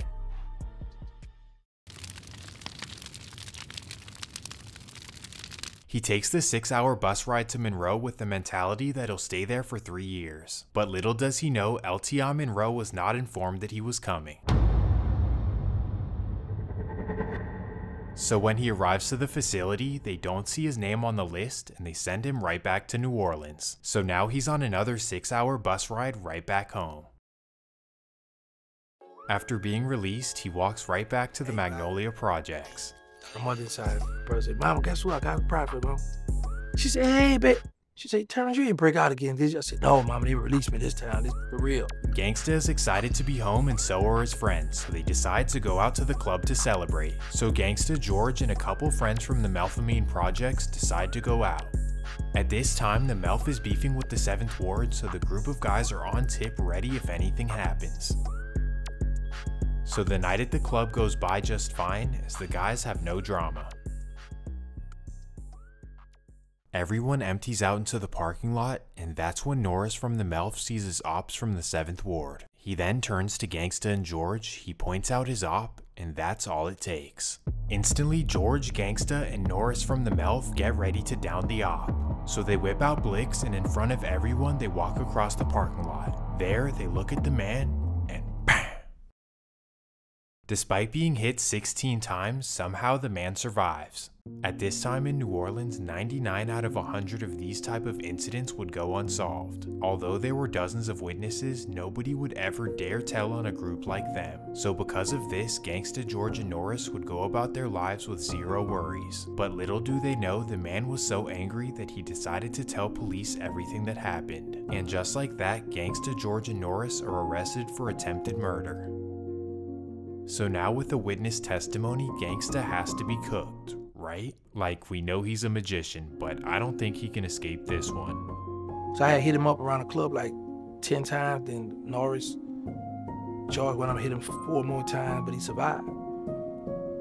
So he's coming to court on us now. So not only did he give descriptions to police, but now he's coming to court to testify on the trio. So in other words, there's truly no escaping this one. However, for Norris, because he had no criminal record, the DA decided to be lenient and offer him 10 years of probation. George was given the same deal, but for Terrence, the district attorney was not playing at all. Because of his horrible reputation and shenanigans of the past, the city of New Orleans wanted to wash him away. He was now facing 12 years in prison, and it was strongly looking like he was gonna get it. So this is when he's finally held accountable, right? But then Norris Crawford comes through and saves the day. Norris get on the stand, they say, my name Norris Crawford. I'm the one that shot Ronald Stanfield. Terrence had nothing to do with it. Oh, the DA was ticked off. So believe it or not, because of this, Terrence is released right back to the Magnolia Projects. Somehow he's able to escape literally every situation. Well, this situation did not scare him at all, because right as he got home, he went right back to his old lifestyle in the streets. Absolutely nothing changed in Terrence's mentality, except he started hanging with a new couple of guys. While he was in jail fighting his case, he made friends with two specific people. First would be a guy named Dooney, a certified stepper from the 17th Ward, and second would be a guy that you would never expect. This would be Sterling, the same guy he had a standoff with a few years back. Well, while they were locked up, they ended up becoming close friends and agreeing to run the streets together once they get out. I get out in 93, I think September 93. Dooney and Sterling already home. I come home, then Mosquito come home. So now all of us in the project, robbing, hitting legs, coming together, putting plans together. Dooney got to connect a Cuban, a Latino connect. Just like that, the Magnolia Projects had a crew of 4 dangerous men running the streets. Gangsta, Dooney, Sterling, and Mosquito were inseparable and definitely unstoppable too. They wanted to be rich, feared, and glamorized in New Orleans. They were already dangerous and feared, so to run up the money, they started moving serious weight in the streets. But unlike Birdman and Slim, they weren't business savvy and they kept blowing all of their money. So for a while, here's how it would go. First, they'd sell a bunch of you-know-what, and then they'd blow all of the profits. Then, once they realized they were broke, they would find a new supplier to rob. They were basically like a group of steppers who were trying to compete with real hustlers and kingpins. Well, once Birdman heard that they were broke, he decided to do his little brother a favor. He decided to front them some cash and a whole lot of product. So having Birdman come through, and he front all us a kilo of came through, hit us all y'all go. Obviously, Gangsta was thankful for his big bro, but Sterling, well, he had other plans. I saw it in Sterling how he wanted to rob. I'm like, no, don't do that. No, we can't rob no and thief, boy. We ain't doing that. Not only could Gangsta sense that Sterling wanted to rob him, but Birdman could too. So after stuffing their pockets, Birdman pulls Gangsta to the side and asks him a crazy question. I remember him calling me to the bar, asking me, like, if it came down to it, would I take one of them out? Even though Birdman's his blood brother, his friends are way closer and much more dear to him at this time. So in his heart, he knows very well that he would never eliminate one of his 3 friends. However, he also knows that if he doesn't please his big brother, he might not make it out of the question. Of course I'm gonna get it right. Yeah, of course. I'll take one of them. But in my heart, I'm like, this is my brothers here. We run the street together. So if I'm like, no, I wouldn't do that. I might not make it. I'm going to the grave. This man might hit my head. So I gotta give him the answer you wanna hear. Yeah, man, I got you, man. What a cold way to have to live. Not only does it show that he believed that his own brother would whack him, but it also shows the deep loyalty he had for his friends. The 4 of them were real brothers, through thick and thin in a city full of snakes. Gangsta, Sterling, Mosquito, and Dooney were truly an unstoppable force in New Orleans. Within a few months, all of their wishes were coming true as they were becoming real New Orleans superstars. And because of this, they were given a special name by the girls in the projects. These girls at the project, they be calling y'all hot boys. Yeah. Gangsta absolutely loved the name as it represented being young with money, feared, and admired by all. And just like that, they started calling themselves the Hot Boys of the Magnolia. So now welcome to the Hot Boy era. Well, although they had 4 main members, the group was actually larger than just them. George, Mike, Mosquito, we had all these people that were hot boys. The only reason why the 4 of us stood out is because Mike back in Georgia ain't go to doing a life sentence for something they didn't do. You got Stone, the big dog, getting money. You got Skip Boo over here. You got Logger Black, Soda Slim, Duggaloo, all of them hanging over here. It's just Sterling, Dooney, Mosquito, and myself hung together every day. We all hung together every day, wore each other clothes. So it was like, okay, we the hot boy, we click tight. Now that the Hot Boys were official and taking over the streets, Gangsta wanted to lay down some laws. We never rob each other, cross each other, hurt anyone innocent, and most importantly, we never snitch. So in order to convey these rules, Gangsta ordered a roundtable meeting with all of the members plus Birdman and Slim. We all had sat at the round table talking, right? So as I'm looking around the table, these killers around them, Birdman, everybody, we get money. I was like, listen, man, as we sit down, we talk about things, we just don't do, da-da-da. That's when all the rules come about. I was very vocal. So I'm looking at Birdman, I'm like, if you ever get stopped by the police or if you ever get hemmed up, don't talk to the police. Do not get no statements. That's a violation. I made all these rules. That's why now, in this day and time, I don't get mad or be upset with none of them because I made those rules. Don't sit down, don't never talk with the police. Don't never, go under an interrogation room. I want my lawyer. I knew better. When I was in my juvenile state, when that man wanted me to give a statement when I was a juvenile, I said, I want my lawyer. My mother had to coach me on the phone, tell me, you don't want to talk, you want your lawyer. So now that the rules were set, the Hot Boys were out in the streets for money, power, and blood if they need to. I emphasize if they need to because at first, the Hot Boys really had no rivals. Even though Gangsta, Dooney, and Sterling had a bunch of bodies before the Hot Boys, none of them had any lingering beef. In fact, to this point between Mosquito and Gangsta, they had 12 combined bodies, none of them involving any type of beef. So other than a small and lingering beef between the Magnolia and 10th Ward, the Hot Boys really had nobody to worry about. Instead, they were simply focused on being the hottest thing in New Orleans, getting all the girls and getting all the money. Gangsta, Sterling, Dooney, and Mosquito were rising superstars, but what if I told you that they weren't even the most popular Hot Boy? That introduces us to a young man named James Tapp, commonly known at the time as Magnolia Slim. As the name suggests, Slim was born and raised in the projects, and he was known as a hustler that nobody wanted to mess with. He was a tall and skinny moneymaker, but was ready to go to war over the Hot Boys.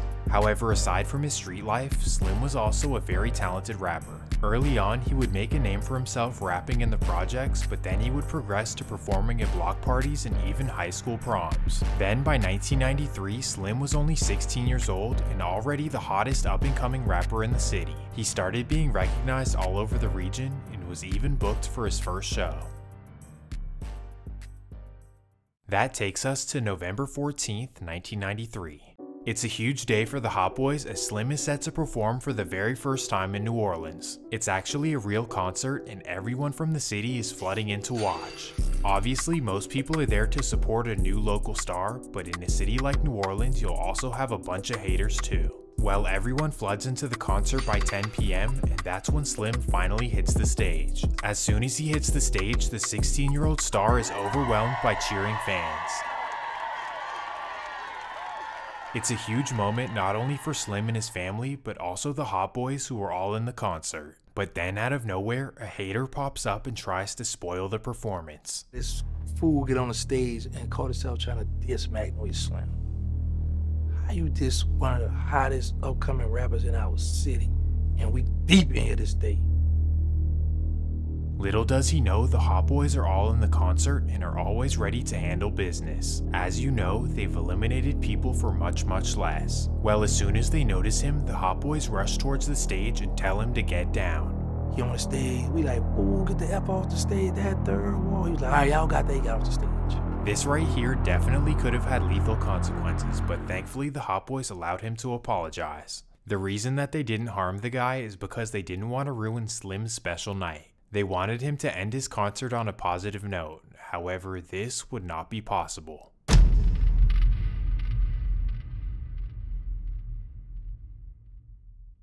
Just 5 minutes after the hater hopped on stage, another hater tries to ruin the night. While all of the Hot Boys are focused on the concert, a random man walks up to one of their little homies and socks him in the face. The teenager is discombobulated, he looks around for help, and nobody's paying attention. So instead of fighting back, he heads for the exit and waits in the parking lot. He waits there for 20 minutes until the concert ends and all of the Hot Boys come outside. He doesn't tell them what happened out of embarrassment, but someone else does. A friend of Gangsta's from the Calliope walks up to him and tells him what he witnessed somebody do to his younger homie. He also tells him that the little homie didn't fight back and he wants to know what's up with that. Gangsta doesn't believe it, as in his mind there's no way one of his younger homies wouldn't fight back. So he calls him over and asks him one simple question: did you get punched in the face? He tells him yes, and then Gangsta asks him to point out exactly who did it. He points to a man across the parking lot, and Gangsta says nothing and turns around to his homies. He whispers something in their ears, and they all began walking across the parking lot. So in front of over 100 people, they walk right up to the man and make a horrible decision. We saw the dude when we got outside. He got killed.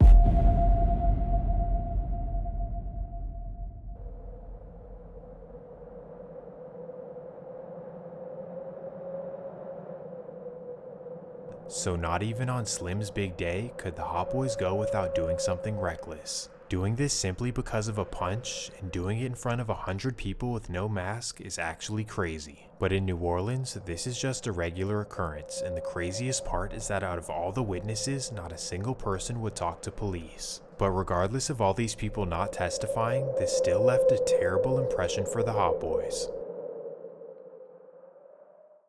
If you heard a story like this, you'd want to get out of these people's way by any means. But in New Orleans, this meant that everyone wanted to try them. Like, oh yeah, y'all think y'all are dangerous? Well, watch this.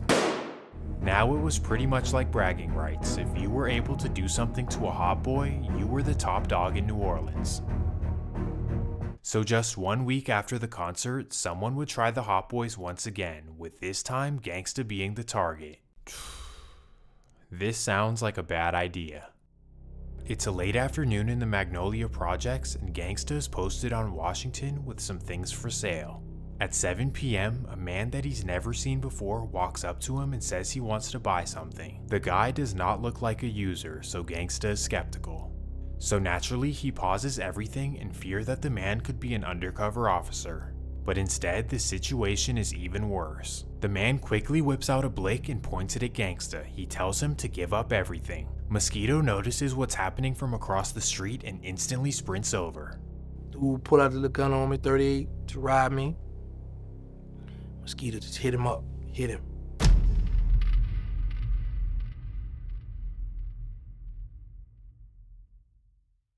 That was one of those situations where he had my back because, as you remember, when we first started out around there, the guy was choking him, trying to take a crack from him. And I shot the guy for him.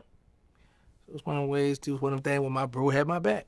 Finally, Mosquito was able to pay him back for saving him a few years back. Well, even though they handled the situation and eliminated the robber, they were still pissed that anyone would try them. So once they found out who the man was, they decided to return the favor on the robber's friends. Mosquito and Gangsta head over to the block that the robber claimed, the backside of the Calliope Projects. Right behind, back to what Booker T washed. We watching him for selling.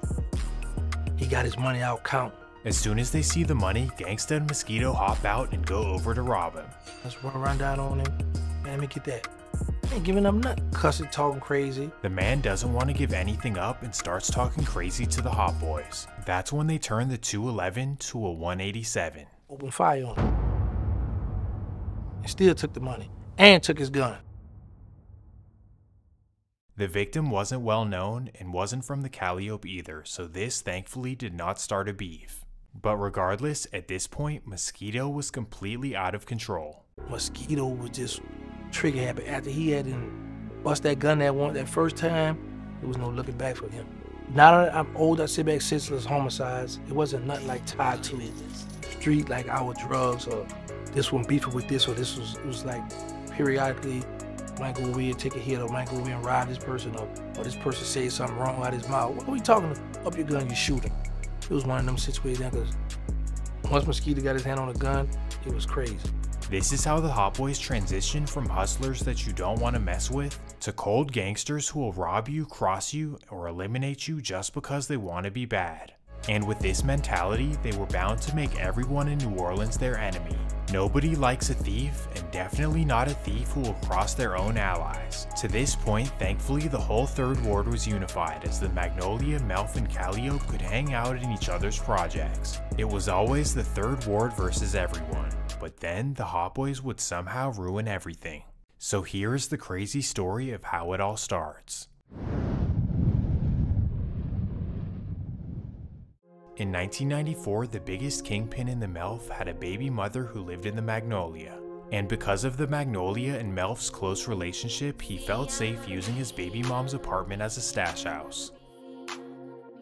These guys are my allies, so I never have to worry about them robbing me, right? Well, this guy was only familiar with the old Magnolia. He didn't know how the new Hot Boys were operating. One of these big dogs out their project had a baby mother living in our project. He had like 5 kilos hid in her house. He was in college. One of the females out the Magnolia was hanging with her, cool with her, went back and told one of the guys in the know, like, you know them boys, the Melf got there in such and such house? What? They go in there steal a. Gangsta admittedly had nothing to do with this, but his friend's actions had serious consequences. When the man finds out, he's absolutely pissed, and he wants to know whether his baby mother set him up, or if the Magnolia boys did him cold. So the man starts asking around who did it, just to find out that the Hot Boys are bragging about the incident. The man cannot believe it. He tells everyone in the Melf what happened, and they collectively decide that all relations are done with the Magnolia projects. They officially declare a beef with the Magnolia, but more specifically with the Hot Boys. Now the guys at the Melf, they not soft. They going too, so a war broke out. We were like this. If it's beef, whenever we see you, we're gonna fight, we're gonna make it known we beefing. It wasn't no one-on-ones where we're gonna shoot when we see each other, we did mean mugging and keep going until we get our gun. No, when we see each other, we gonna work. So now the beef is on, 2 major heavyweights at odds. The Melf versus the Magnolia. Nobody expected this to ever happen. So here's how it initially turns out.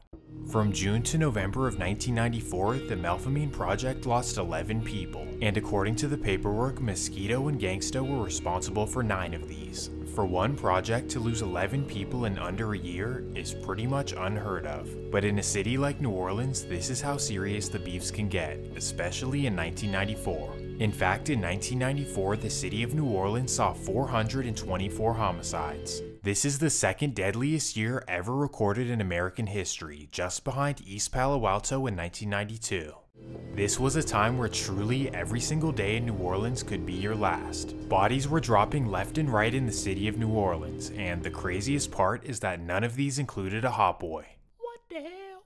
Well, according to Gangsta, there really wasn't a reason for this. They were just getting lucky, I guess. But as you know, in the street life, what goes around also comes around eventually. Unless you move to another city and stay there forever, or you just hide in the house, you will get touched. However, for Gangsta, he would be arrested in early 1995, which may have actually saved his life.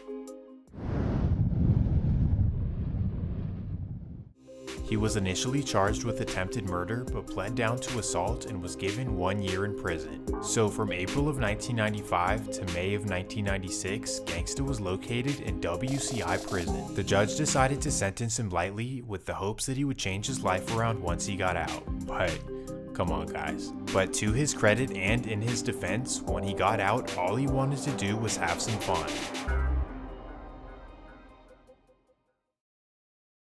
And that takes us to June 1st, 1996.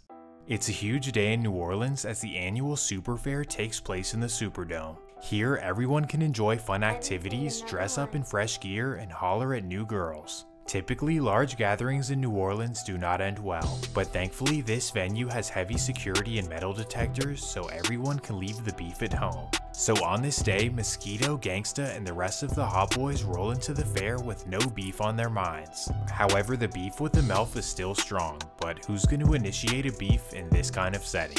Well, at least that's what the Hot Boys are thinking. OG Booby Black and myself, we was in the fair. Back then, the Dome, Coca-Cola had a fair in the Dome. The Superdome. As the Hot Boys are mobbing through the fair, they notice a crew of guys from the Melf. The Melf approach them quickly and seemingly want to fight, so the two sides clash in the middle of the fair and they start throwing hands. Little did the Hot Boys know, the Melf were able to grab knives off of a booth at the fair. So while they're trying to throw hands, the Melf start poking them up. First, Mosquito gets hit in the shoulder and instantly runs away to safety. Now me and Lil Cornell fighting at the Melf.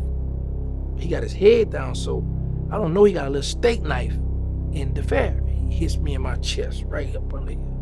I said, oh, he got a knife. Now his feet don't feel me. Now I got to go. Now I got to bail up out of here. He boy got a weapon. So Gangsta runs for his life and is able to reunite with his friends, and that's when he notices something crucial. It was a red stain on my yellow shirt, so I raised my shirt up and it's making noise, doing like that. So I'm like, oh. So the girl's like, ah. So I fell down because I wanted attention, right?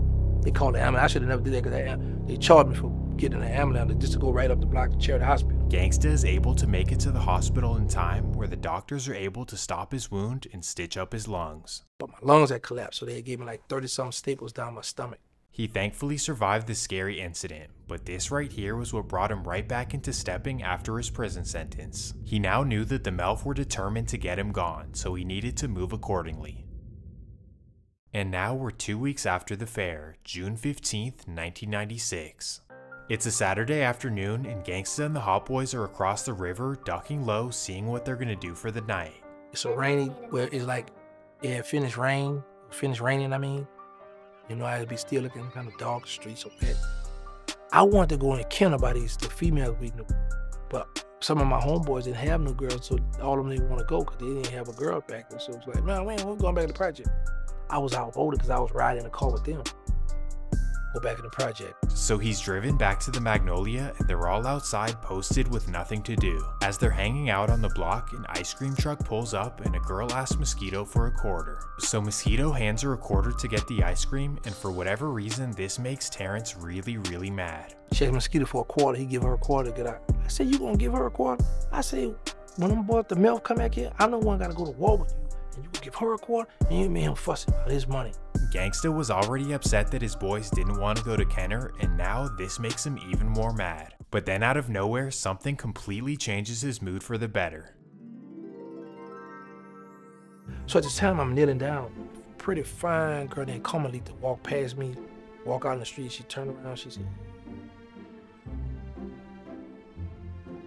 so we heard talking, we started talking. I said, where you from? She's talking about the tent wall. I said, oh, I'm coming back there in the same time. She said, boy, you can't come back there. I got offended instantly. What you mean I can't come back there? She said, you shot that boy back there. That's my baby daddy. I said, oh. She said, so I'm gonna come back here by you because I don't want them to tell me I set you up or something like that. I said, that's cool. So the girl tells him that she's gonna take the bus home, get herself ready, and then come back to Terrence. Obviously, he's not gonna let her walk and sit at the bus stop alone, so he takes her over there across on the other side of the project. 4 blocks from my house now, on the old side of the project, from my gun. It gets dark when the bus finally comes. She get on the bus and I'm walking back up Washington Avenue. I see a man, like, you know how somebody walk past and they kind of scare me, run out to the street every light. I walked up a few more steps.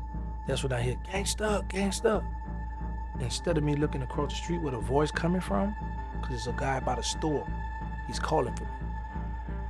He's trying to alert me that there's a guy behind me that have a gun. Gangsta, gangsta. I look back. It's a husky guy with a hat and a mask running toward me with a 40. Now, mind you, I just had the staples I got the staples in my stomach, so I gotta go. But I gotta go. Boom, boom, boom, boom, boom. He started to hit. When I hit the ground, I turned around and looked up at him. Because in my mind, I got to get up. If I don't get up, he's gonna dog me on this ground. Before I jump up, he shot again and fired me. So I jump up, looking at him. He looking at me, we looking eye to eye, but I can't really make out who he is because he got a handkerchief here, got the hat down, but he's kind of heavy set. And I run in the alley, he run off. He then tries to flag down anyone who can help and bring him to the hospital. When I go in the alley, I go back there by this light-skinned guy, older guy. I say, hey, man, let me in. Somebody just shot Mel, let me know. He looked. I ain't crazy, you come back here to kill me. He take out running because he's a crackhead, he's spooky. He heard the shot, so he thinking I'm coming to do him. I say, man, that's crazy. I laugh a little bit. I go to this other house, the man let me in the house. I sat on a chair. That's when Mosquito, Big G, come running back. Gangsta, gang, where you? I said, man, here. I got up. As soon as I got up, I put my arms around Mosquito and Big G. All from my waist on down, just went dead.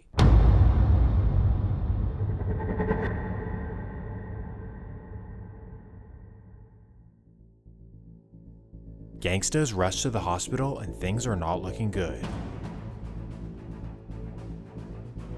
The ambulance makes it to Charity Hospital and doctors try to perform miracle surgery. While they're trying to save him, all of his friends are gathered around in the waiting room. They assume that he probably won't make it, and because of this they want instant revenge. So without any investigation, they collectively decide that it must have been the MILF and they want to get back at them right away.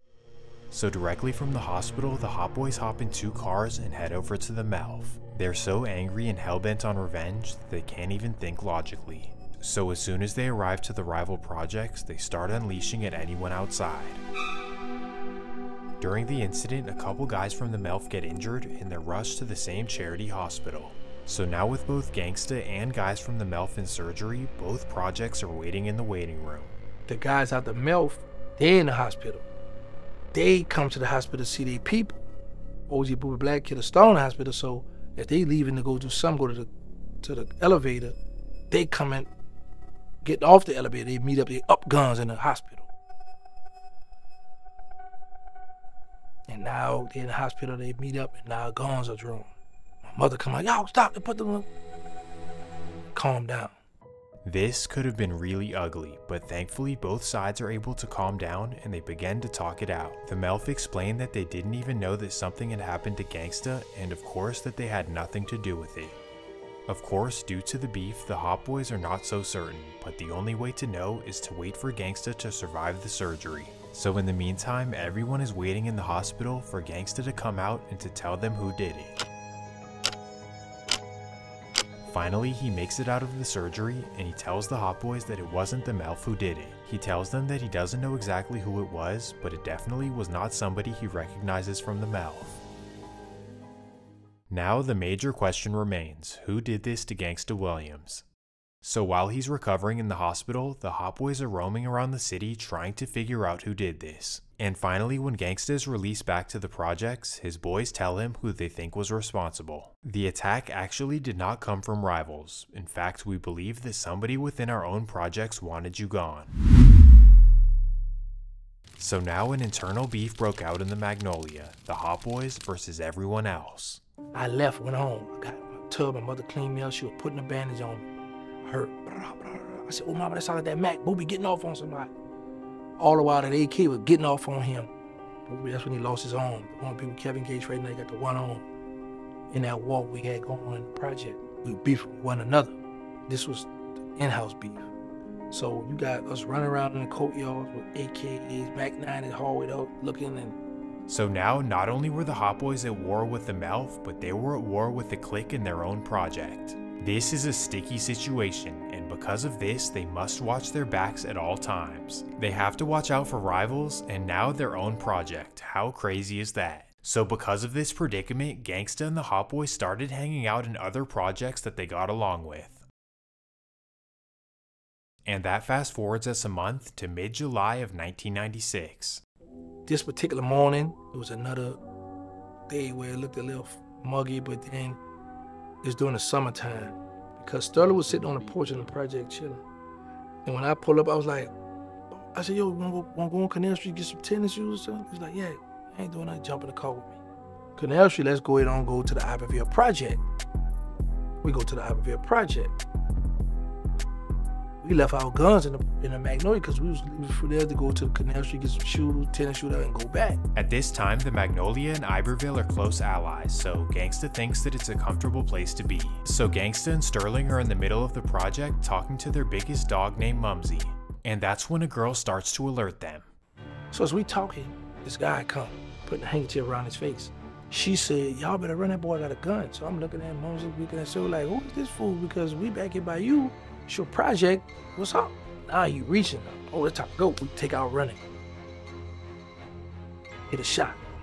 Hit him all in the back of his head. Sterling is critically hit, so Gangsta runs over to the police station to flag them down. I run through the cut, I run across the street, they got a police station over there. Flag the police down there. Can you give me a ride back in the project? I think my friend got shot. Right where we ran at. The girl, the same girl I said I won't give a ride to, she's holding him in her arms. Sadly, Sterling does not make it. Gangsta is absolutely destroyed. That's when I just started crying. So people at the Magnolia got word for it, they come uptown. Some people was already back there. Gangsta don't cry, they want to see you. I said, no, they need to see this here because they're going to feel my pain later. They're going to feel my pain later.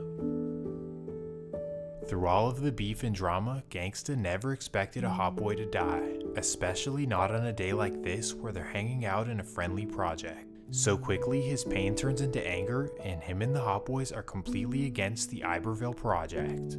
Sterling dies. We thinking it's the Iberville. So sadly, the hot boys start sliding on the Iberville without even knowing that it was them who did it.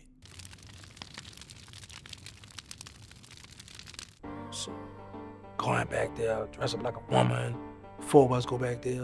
Killer Stone, his brother, me. Taylor Hank, cousin Cup, George Hank. We go back there. I'm dressed like I got the gun on with my arm though. I see one of the guys come from around the building. I pull a gun jam. He shoot his gun jam. The other 2, their guns jam. And now his number high power rifles coming at us. I said, whoa. We run back, jump in the car, we got away. Man, we almost got killed back there. We had 4 guns and only 4 shots get off. The rest, about 100 shots at us. We got away. They didn't even hit the car. That's not a thing about it. So anyway, we make it out of there. So now we thinking that we beefing with the Iberville downtown. So now on top of the beef with the Melf and the inner beef in the projects, they now want to go to war with the Iberville. This was dangerous news for the Iberville, even though they really hadn't done anything. The hot boys wanted a ton of revenge for the loss of Sterling. They were not going to stop. But then, before they could do any damage to the Iberville, somebody would come forward and confess. So one day I'm riding in Lexus. Going, so this red truck around it, it followed me. I'm turning on Phillip, it follows me. I turn on Willow, it follows me. I get ready to turn on first. So you know when you get ready to turn like this, how you can see a person? When you turn your car, you can see behind you. He said, yo, I said, you. And such and such, I'm the one. I said, oh, you won't kill Sterling? Yeah. As crazy as it sounds, the random man confesses to Gangsta that he's the one who stepped on Sterling. That's what that's behind. He said, man, he tried to lie. Oh, he stepped on my woman shooting the beach. I said, you killed my boy behind that? He said, yeah. He said, man, I want to talk. I want to holler at you though. The man from the Melf does not want beef with the hot boys and definitely not with Gangsta, so he wants to simply just talk it out. But Gangsta and the hot boys? They were not going to let this slide. Regardless though, in order to throw the guy off, Gangsta agrees to have a meeting. So what you want to talk at? You know I'm a stone killer. You gonna pull up and gonna talk to me and let me know you the one who killed my best friend? Come on, man, for real? So I said, he crazy, he vulnerable. So me and Habizo make a bet who gonna kill this guy first. So one day, I never go meet him. I don't know, cause I know he's vulnerable. He want to talk. He just something wrong with him. He naive. For whatever reason, Gangsta doesn't want to do it himself, so he has 2 other hot boys set it up. I give Blabber my call. They go in the Melf, see the clown on the payphone, open fire on him. He get away. The guy who downed Sterling somehow gets away, and he decides to call the police. On top of this, he even tells them exactly who did it. And because of this, one of the prominent hot boys is arrested for attempted murder. Tell the police how I get charged with that shoot. This guy from the Melf is cold. He downed Sterling, and then he told on the guys who targeted him. Well, the worst part about it is that this occurred before Sterling's funeral, so 2 of the hot boys didn't even get to go. And now that takes us to the big day, Sterling's funeral.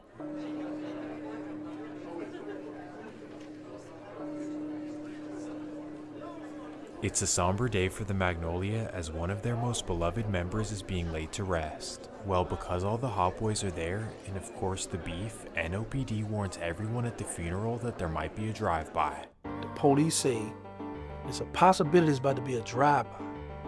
It's a possibility, man. Because of this, everyone at the funeral is on edge, looking over their shoulders and awaiting loud noises. Then a girl at the back of the funeral home thinks she heard a shot and she yells, "Drive-by!" Everybody around starts screaming out and knocking the flowers over. They ran all around the funeral. They knocked the man grandma off her chair. She fell down. So I'm like, man, what's wrong? Y'all tripping. So I get up, because me and I had Sterling dressed, we was dressed alike.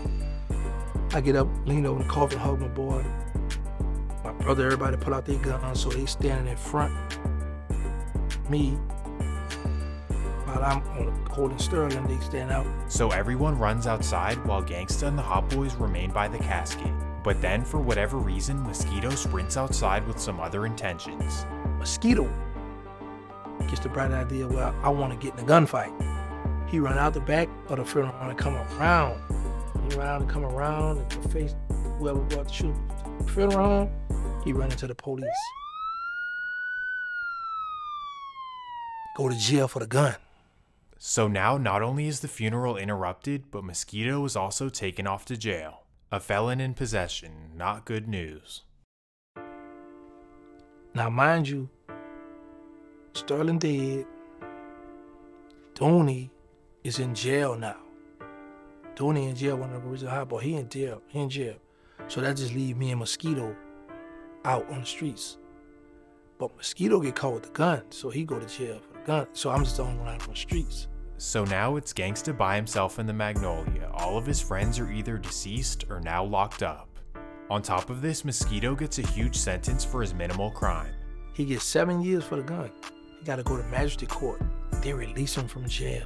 Make a mistake. Somehow the court accidentally releases Mosquito, only in Louisiana. Obviously this is exciting news for Mosquito, but he knows that he'll eventually be called back to prison. So instead of going back to his registered address, he decides to stay with his sister in the Callio Project. So now he's hiding out in the Callio Project because he has a sister that lives in the Callio Project. At this time, the Calliope and Magnolia are very close allies, so much so that Magnolia Slim actually signed with Master P. So given the project's close relationship, Mosquito figures that this is the safest place to hide out. But little does he know, it's actually the worst place he could possibly be. Coincidentally, right after Mosquito moves into the projects, somebody robs their biggest plug. The Calliope has no idea who did it, but based on their reputation, they assume that it was Gangsta and Mosquito. Somebody get robbed in the Calliope Project, they thinking it's us. But it wasn't us for real, so... At this time, the Calliope was run by a guy named Randall Watts, a serious hustler that you definitely do not want to mess with. While Randall and Gangsta actually used to run together a few years back, and they maintained a really close friendship. So given this, you'd assume that right after the Calliope was robbed, Randall would hit up Gangsta and see if it was him who did it. Instead, they simply come to the conclusion that it was the Hot Boys and that they need to retaliate. So he think that's a safe spot because we was cool with the Calliope. So he think it's a safe spot to hang out at. But all the while, they thought that it was him and I that did the robbery in their project, which made them be like, okay, well, we gonna murder him back here for disrespecting us like that. Calliope like to see if you violate them, they gonna strike back. No matter what, if you violate them some kind of way, they're gonna strike back. October 25th, 1996. Gangsta's at home chilling in the Magnolia Projects when Mosquito swings by. Gangsta can tell that something is up with Mosquito, so he decides to ask him if he's okay. Then Mosquito tells him that his baby mother got into an argument with somebody in Gertown and that he might need his help. So Gangsta immediately volunteers to go over there with Mosquito to mediate the situation. So Gangsta hops in Mosquito's car and they head over to Gertown. Long story short, Gangsta and Mosquito are able to mediate the situation and Mosquito heads back to the projects to drop off Gangsta. Gangsta then hops in the shower to get fresh, and then when he hops out, he has a bunch of missed calls. For whatever reason, somebody keeps calling him and he finally decides to pick up. This is when he receives shocking and devastating news. He's informed that Mosquito was killed in the Calliope while walking to his sister's house. Gangsta does not believe it for a second, as he says, he literally just dropped me off. So he instantly puts some clothes on and rushes over to the Calliope. And when he gets there, he sees something that he never imagined he would see. When he arrives to the Calliope, he sees Mosquito laid out with the coroner. Complete disbelief. How in the world did this happen in the Calliope? There's no possible way that under the watch of Randall Watts that this could happen to Mosquito. Mosquito's passing hit Gangsta harder than any other because this was really his real day one. Well, once the sadness turned into anger, he needed to figure out who was responsible. And a few days later, he gets confirmation that the Calliope was actually responsible. Now with Mosquito gone, Sterling gone, and Hot Bezo and George in jail, Gangsta and Dooney are the only hot boys left on the streets. So given this, going to battle with the big and bad Calliope projects is definitely a daunting task. However, when your name is Gangsta Williams, you're willing to get revenge at any cost. He felt like the Calliope did this to his friend for absolutely no reason. Even if you thought that we robbed you, Randall could have at least checked in to see if it was true. That was the bare minimum. So because of this, Gangsta went full force against the Calliope projects.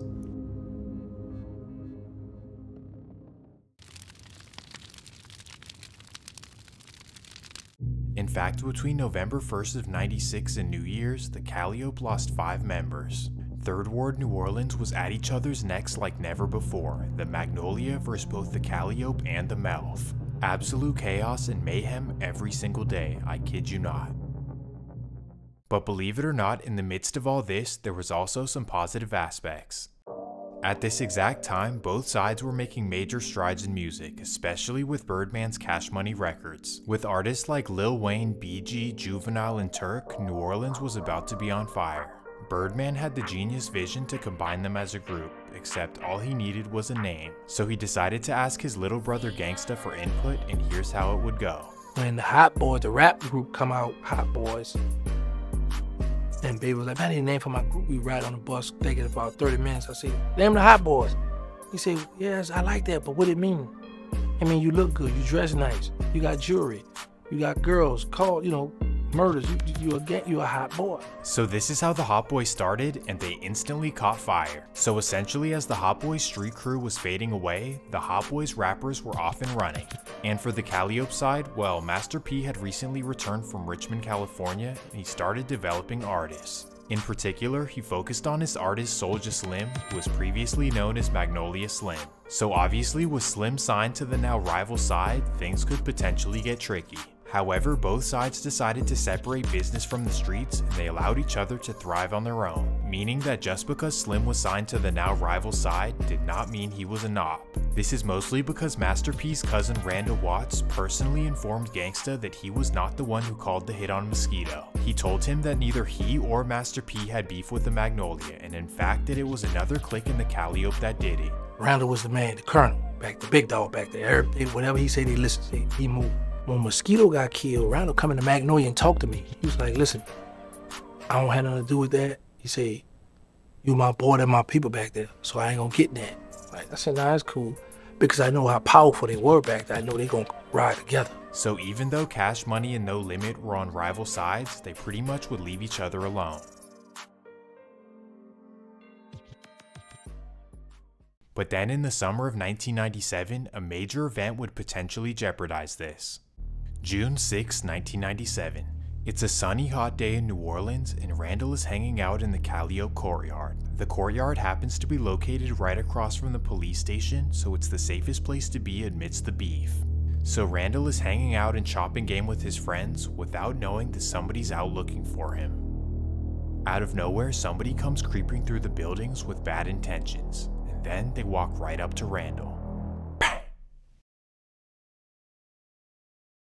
This is a huge moment, as Randall was always seen as untouchable. He was rich, powerful, and most importantly, Gangsta had decided to leave him out of the beef. Everyone assumed that it was Gangsta who did it, including Master P. He automatically assumed that Gangsta had broken the agreement and slumped his cousin.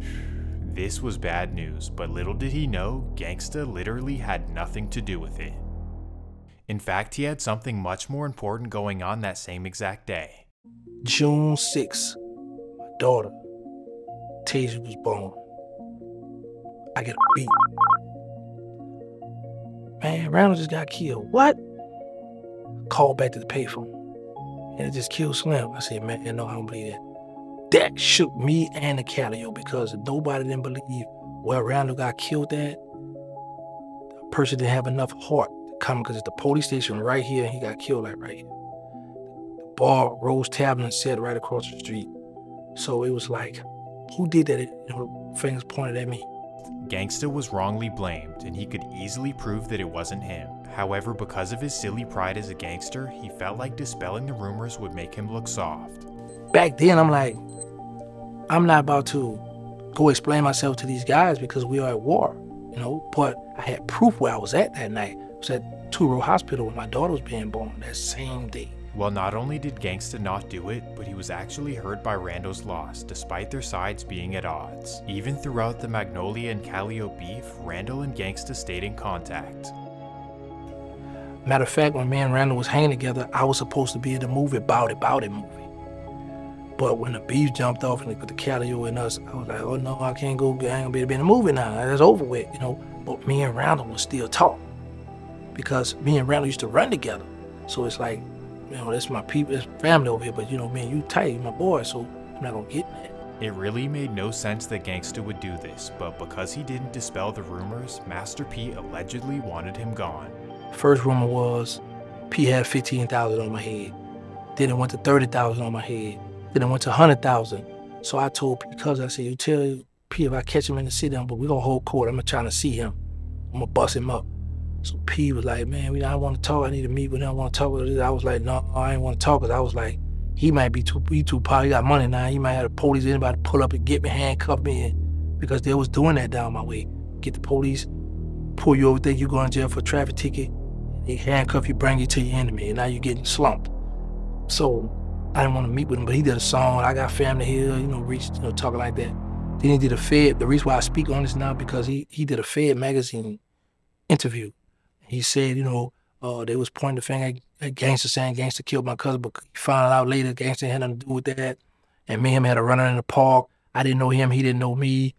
This come out, P Mouth is in the Fed magazine. He did an article speaking on me about the situation. So that's why I talk about it now, because he brought it up. As Gangsta tells it, the truth would eventually come out and Master P would thankfully clear his name. So it happened, they was beefing with that 7th Ward. And I'm not gonna call no names who I think did or whatever, but later on we would find out where it came from. It came from the 7th Ward. Well, even though Master P backed off of Gangsta, the Calio projects did not agree with him. In fact, Gangsta and his people were the #1 target of the Calio projects. Well, of course, Gangsta knew this, so whenever he wanted to get away from the street life, he would go down to the Greyhound station, literally pick a city on the board, and hop on the bus. I always was like, man, I'm beefing, no telling when I'm gonna go to jail, so I wanna go and travel a little bit. This particular time, I wound up with my one of my brothers, Muslim brother named Blue, from the 9th Ward. And we brought my homegirl out there with us. So I was in Des Moines, Iowa. Of all places, Gangsta chose the random Des Moines, Iowa to go. So he, his homeboy, and his homegirl hopped on the bus for a long, long ride. All they want to do is get away from the hellhole of New Orleans and to have a fun, relaxing time. So 20 hours later, they finally arrive in Des Moines and they wander around looking for things to do. It's a shopping center like with a club. So I got my beep, as I'm about to, this club is packed. I'm like, oh, it's going down in there. So as I'm in line, I'm in this long line, I finally get to the door. When I make it inside the club, before I could pay my money, my beeper goes off. 911. Well, I step out of line, get my prime code phone, call, what's up? Oh, I heard your mother's car got shot up. What? Yeah, so call my mother. I hear her walking. I said, Mom, where your car at? Oh, it's outside. I said, it ain't outside. I had the neighbors that look. Oh, Shedrick in it. I said, no, you ain't gonna let him drive because he don't put gas in your car, Mom. I said, look, Mom, I heard the car got shot up. Boy, I'm okay, stay with you. You okay? What happened? The bullet hit me. What? As soon as Gangsta gets that confirmation, he hops out of line and heads right to the Greyhound station. There, he waits for the next bus back to New Orleans. Bro, we gotta go. I get on the Greyhound. So as I'm thinking, I'm like, when I get back to New Orleans, I'm gonna kill grandmothers and where everybody people live. So I'm going crazy when I get back. What happened was, they found out where I put my people house downtown. And the car was in the driveway. My mother was sitting in the back seat. So when they pulled up to hit my little brother and his friend, they opened fire, they hit the ground. The bullet went to the trunk, went to the back seat, it hit my mother back here. So on my way riding on that bus, I'm like, I'm going to murder everybody. But as I'm riding, it take like a day, about a day to get home. I start thinking like, no, you gotta be more strategic, because if you go and start killing people, they waiting on this. You don't want to get the death penalty going to Angola. So you gotta move right. And when I got there, they sent word. Tell Gangsta, we wasn't trying to hit his mother, but we was trying to kill his little brother. It's like, okay, cool. That's respect. That's part of the game. Okay, cool. But the main one wound up going to the feds. I never, you know, all the rest of them was little peons, really. So Gangsta thankfully decides to play it smart after learning that his mother was in fact not the target. On top of this, he would learn that the people who did it were arrested not too long after. By this time, the beef had pretty much slowed down. His boys were pretty much all gone, and on top of this, age was bringing maturity. Not to mention that with the growth of Cash Money, Gangsta was now being exposed to life on the road. So now instead of taking random Greyhounds, he started going on tour with the Hot Boys. Needless to say, things were looking better for Gangsta. But then out of nowhere, an unexpected internal affair would potentially bring Gangsta back to the streets. So let me explain. The Hot Boys were not the only popular group coming out of the Magnolia.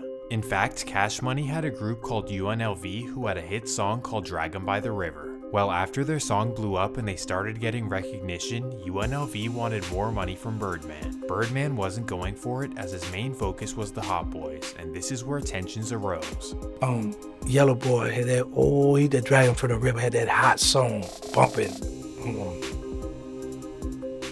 They got the city on lock, uptown thing, this, they want more money. Birdman stubborn, they acting, trying to sign again, they mad. So UNLV and Cash Money meet up, and this is when things go bad. Meet up, Yellow and Birdman gets into a fight. Slim go to break it up.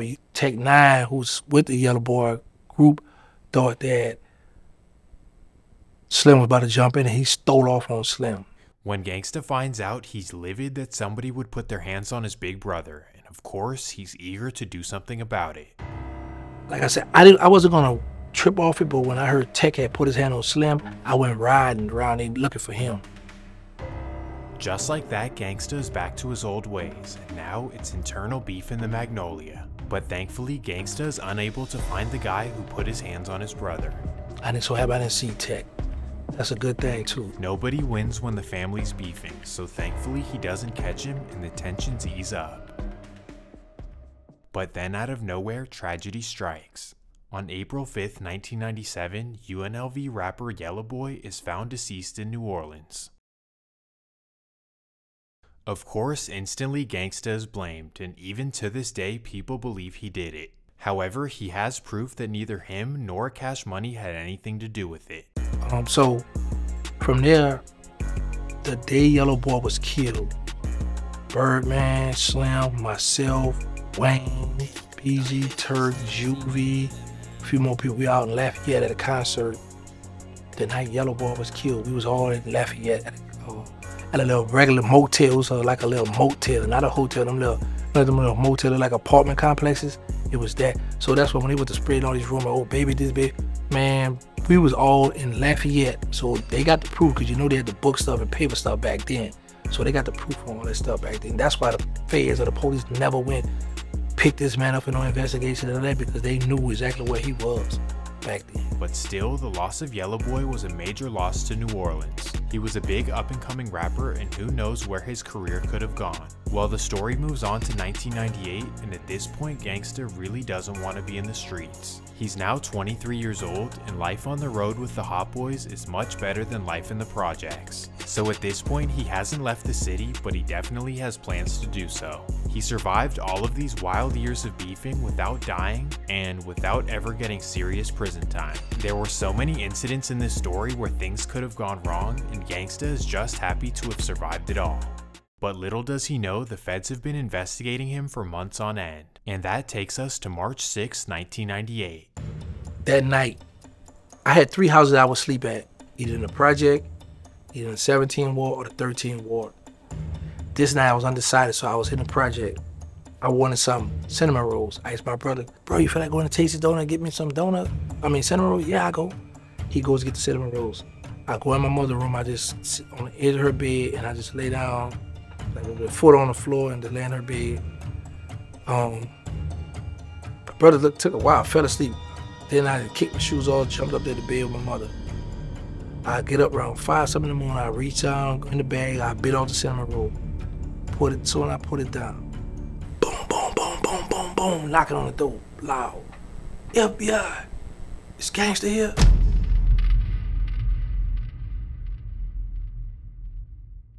I look out the window, I see like 25 of them coming with shields and guns.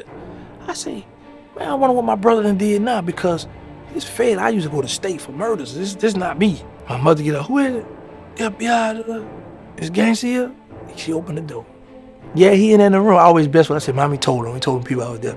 Well, boy, where your butt was gonna go? You couldn't get out the house anyway. They had the house surrounded. So my brother and his girl get up. They let them out there. I come out the room. Put your hands. I got my hands up. Lock your hands. Get on the floor. Walk backwards on your knees. When they finally grabbed me, they was like, "We got gangster. We got gangster." They was all excited. So I'm like, "What they excited? You got any guns in the house?" I said, "Y'all gotta do y'all job." My homegirls were standing out there on the street. They brought me out to the car. They said they got the landlord, they got the landlord. Because I used to call myself the Magnolia landlord back then.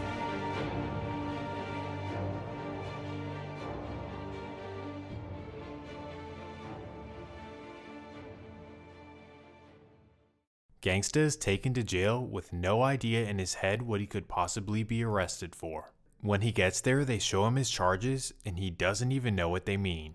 I got locked up for continuing criminal enterprise, which is 848, a kingpin charge. Mind you, you got to have hundreds of kilos, 12 million in 10 months, all this stuff. I wasn't a kingpin. I didn't have workers. But they put that charge on me because they wanted to figure I was young. They was going I was one of the youngest ones to be charged with that charge. Essentially, they threw a major charge at Gangsta, hoping that he would tell on the whole Cash Money enterprise. The feds didn't really care about Gangsta or anything he had ever done. They just wanted to use him to take down Cash Money. But they put the kingpin status on me because they wanted me to tell on some stories on Cash Money or whatever they thought I could come up with to bring down Cash Money. Because it was rumored that I invested in Cash Money. It was rumored that I'm the one who was behind Cash Money.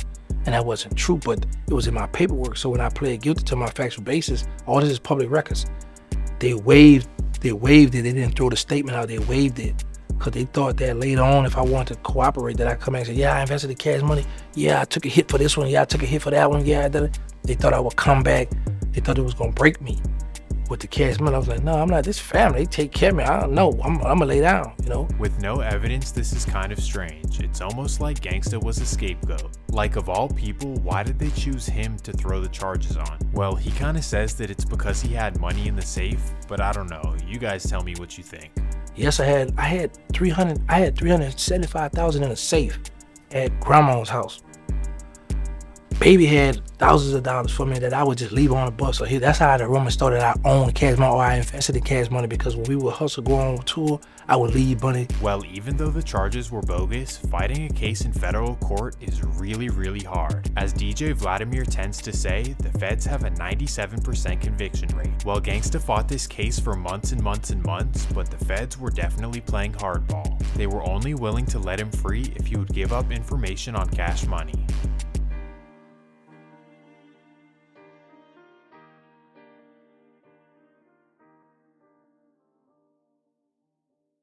Gangsta refused to cooperate, and because of this, he was handed down a 20-year prison sentence. This was the end of his life in the streets, but definitely not the end of his story. While he was in federal prison, Gangsta was able to observe Cash Money get mainstream success and to become superstars. The Hot Boys went platinum while he was sitting in a prison cell. Someone in his position could easily be salty, but thankfully Gangsta really wasn't jealous. Instead, he was just proud of his family, and he was happy that they were sending him money. That's my family. I'm happy because at this time, we used to get the envelopes. Like, we didn't have MoneyGram, Instagram, none of that. We had JP. We had your people had to send a money order or a check to the jail. So at this time, I'm getting checks stamped with Cash Money on it. So long as I see them on TV, a video, a hot song, I know I'm going to commissary. I know I'm going to be able to take care of my children, because if they get money, I'm going to get money. One thing I will say, bro, Birdman and Slim had an open book for me. I would call their accountant in New York. Hey, I need 5,000. Hey, I need 20,000. At first, he's like, Brian, Terrence called. Yeah, send it to him. He got with Slim. Slim got tired of her saying, Terrence called. He's like, look, whatever he called, give it to him. So when Baby went to Slim to talk to him about my money, Slim said, I already told her, whatever you asked for, just give it to him. They were all right. So I was never told no. I didn't know what no mean for them guys. So as much as someone can be, Gangsta was happy in prison. He had 20 years to go, and he knew he was gonna get out at 43. He was essentially counting his days until he would be freed, because he knew that his family would have him set up. Obviously, he wasn't thrilled about being in prison, but there was definitely light at the end of the tunnel. But then, just months into his sentence, the worst possible news would come. Alfred, first I pled guilty to 20 years. While I waited to get sentenced, a guy come up under my co-defendant war wire in the jail. My co-defendant with the bragging about homicides. Because I got the lead of the case, he put me in it. The feds say, by the preponderance, or the judge say, by the preponderance of the evidence, because you're the lead of the case, you talked about this same gun he's talking about on wiretap, I'm gonna give you a life sentence. Gave my co-defendant 40 years. The judge said at the sentencing hearing, I believe they were your guns, I believe you orchestrated them, Mr. Dyer. But he still gave me life. Our case got overturned because we never charged and indicted for the murders. But guess what? He go to court first, he takes 80 months off his sentence and give him 400 months. I go to court, he give me life again. Kept giving me a life sentence. He gave me life twice. And you said at the court that I realized was about these old murders. They want me to, they say you changed your life, come forward, tell us what happened with these murders, why did they occur, so we could close the book on this, and then we'll give you play. All my stuff is public records, man. They kept denying my most. They would grant my co-defendant, but they would deny me. So now Gangsta is stuck with life in prison, all because his snitch wore a wire and because his co-defendant pillow talked his way into telling some murders. All hopes of being free are completely gone. His dreams of relaxing with his family in a mansion are all gone for life.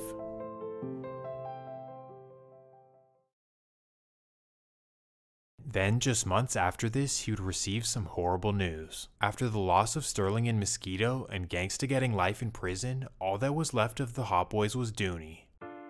For whatever reason, Dooney could not let go of the streets even though his brothers were gone. Essentially, he started his own crew called the Dooney Boys, which would be the next generation of the Magnolia Projects. I'm on the phone with Dooney. I said, bro, this time I'm changing my life. I said, man, why are you still in that project? He's be like, nah, love, it ain't like that, love. I said, Dooney, do you feel that you got a point to prove to these little boys? He said, yeah, love, I ain't gonna lie. I said, bro, stop hanging back. I said, bro, them people gonna give you a CCE. Because he had all the little young boys who didn't have nothing, who would just like throw it away. Dooney grabbed them. Not all of them want to throw it away. Let me straighten that out, because I know they go, man, I wouldn't, I'm. So all of them want to throw it away. He had a few of them that didn't have nothing. Dooney grabbed them all up, put them on, gave them dope, sell, hustle, and they started getting to eat. So our homegirls out the Magnolia, they always come up with nicknames. They start calling them the Dooney Boys. Oh, you a Dooney boy? Then they broke it down to the DBs. That's how that name come about, the Dooney, the famous name, the Dooney Boys, the DBs. That's where they come from, because Dooney took all of the youngsters, 13 years old, 14 years old, and had them all together and gave them drugs to sell, where they could feed themselves, clothe themselves, and they would be around him all the time. But I said, tell us, Dooney. He sent me a picture of a bunch of little young boys with stuff hanging out their shirt.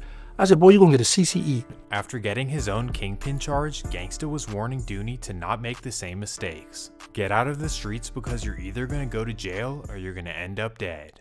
And sadly, one of these would come true. So what happened, Dooney got killed. This is how Dooney get killed. It's a dude that live in this courtyard where they selling. This guy was born and raised here. But Dooney tells him, you can't sell here. How you gonna tell a man that's born and raised in this courtyard he can't sell drugs here? This man born and raised in is a shop jumping, and you gonna say you can't sell here? Come on. The little boy was scared of him. Dooney had a bottle one day, like he gonna throw it and let the dude move. So one of my people, a female, she said, you gonna bring a bottle to a gunfight? That little boy don't play. That boy scared of me.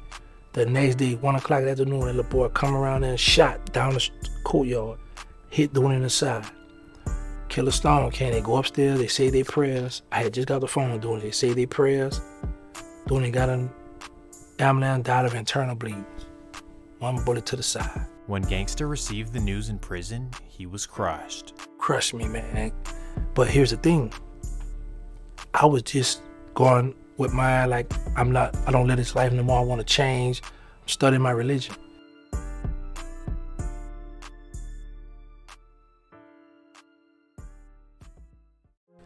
I called this older lady where the DB used to hang at.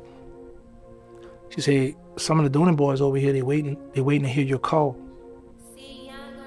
So the Dooney boys, they waiting to hear your call. I say, what you mean they waiting to hear my call? They want to know what you want them to do. I said, well, tell him I don't want him to do nothing because first of all, I'm on his federal phone, his phone being monitored. Secondly, I already got solicited to commit murder when I told my co-defendant we were gonna kill something. We ain't doing nothing. I said, tell him stand down, don't do nothing. I just left it alone, you know what I'm saying? Because I already had 20 years for solicited to commit murder. What I look like coming and telling these young boys, y'all go retaliate. Y'all know what y'all need to do. This y'all pa, this y'all daddy. He took care of y'all. Y'all gonna wait on me. And after that really was like, wow. I was with Sterling when he got killed. Mosquito had just left me when he got killed, and I just got the phone with Dude when he got killed. I was connected to all three of them at some type of way, and that gave me like you live by the gun, you die by the gun. God just took me, put me in jail so I could be here now to tell the story. With the passing of Dooney, this was officially the end of the Hot Boy era.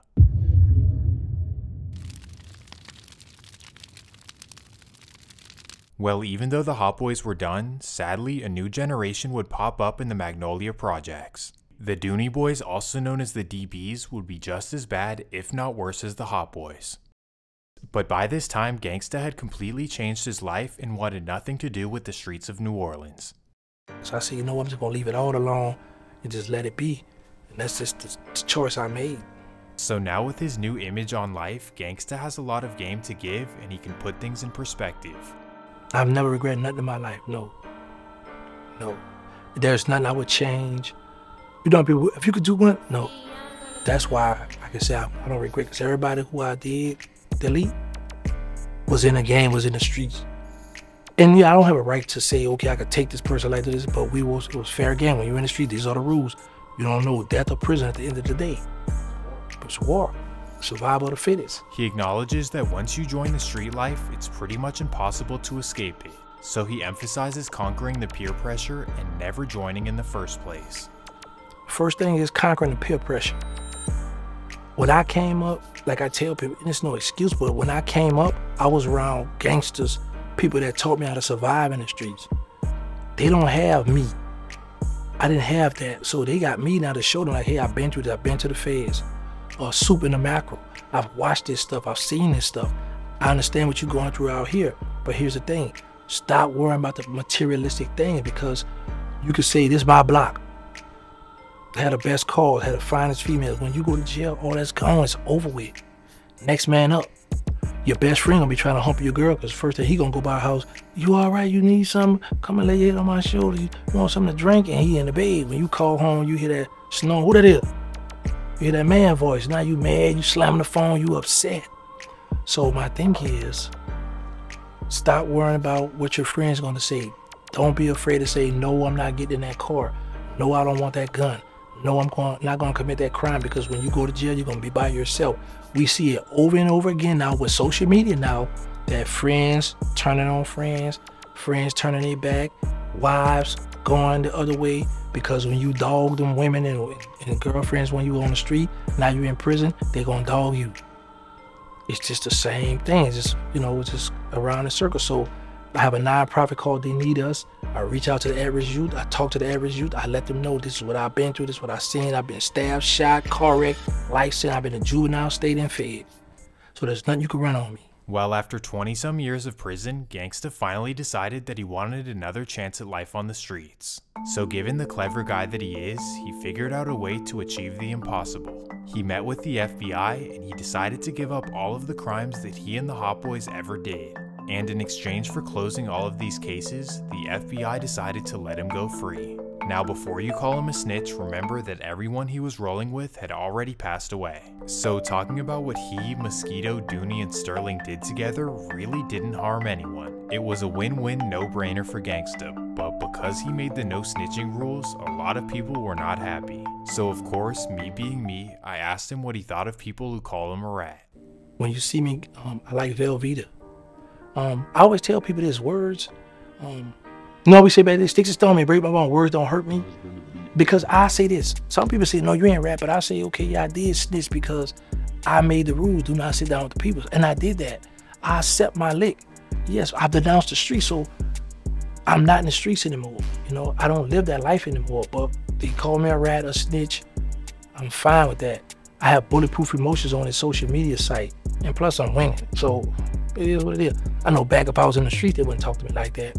Now, after getting out, Gangsta has moved on to his new positive life. As I observed personally, he takes his religion very seriously, he wants to make a lot of money, and he wants to help out the youth. So if you're interested in all of his stories and seeing him react to other events, then you should definitely check out his YouTube channel. But not only this, he's passionate about films and he definitely wants to make a movie about his life. Oh man, I'm trying to do a movie. I'm looking for some people to invest in my movie. I want to do the movie called Them Boys at War. The story, man, you just talked about. But I got a lot of different stuff in it that I want to do, like The Wire. My people already had a manuscript wrote up. I want to be on my Tyler Perry 50 Cent stuff. I want to start doing movies. I want to move on from social media because that was a good start. But now I want to start doing these movies, getting behind the camera, behind the scenes. I have a record label. I don't want to say the name that I own this because I don't want people to take it on my artists. Oh, you signed to a rat, you signed to a snitch, and they could be a good artist, but it might hurt them. Because I got people now that want to talk to me, but they be scared what somebody else going to say. So I'm not going to hurt my artist talent like that. I'm going to wait till it blow up with, then I'm going to be like, yeah, that was me, buddy. You know what I'm saying? It'd be too late then, but that's my thing is I want to get into the movies now. And then I asked him his final question. Are you a New Orleans legend? Of course. Of course. No, I don't care. You can put the rat on at the end of the day. I always tell people, you can hide history, but you can't erase it. I'm a part of New Orleans history. No matter what, with the high boy's name, cash, money, stunting, throwing the money out the window, that's uptown thing. Dudes downtown don't much do that.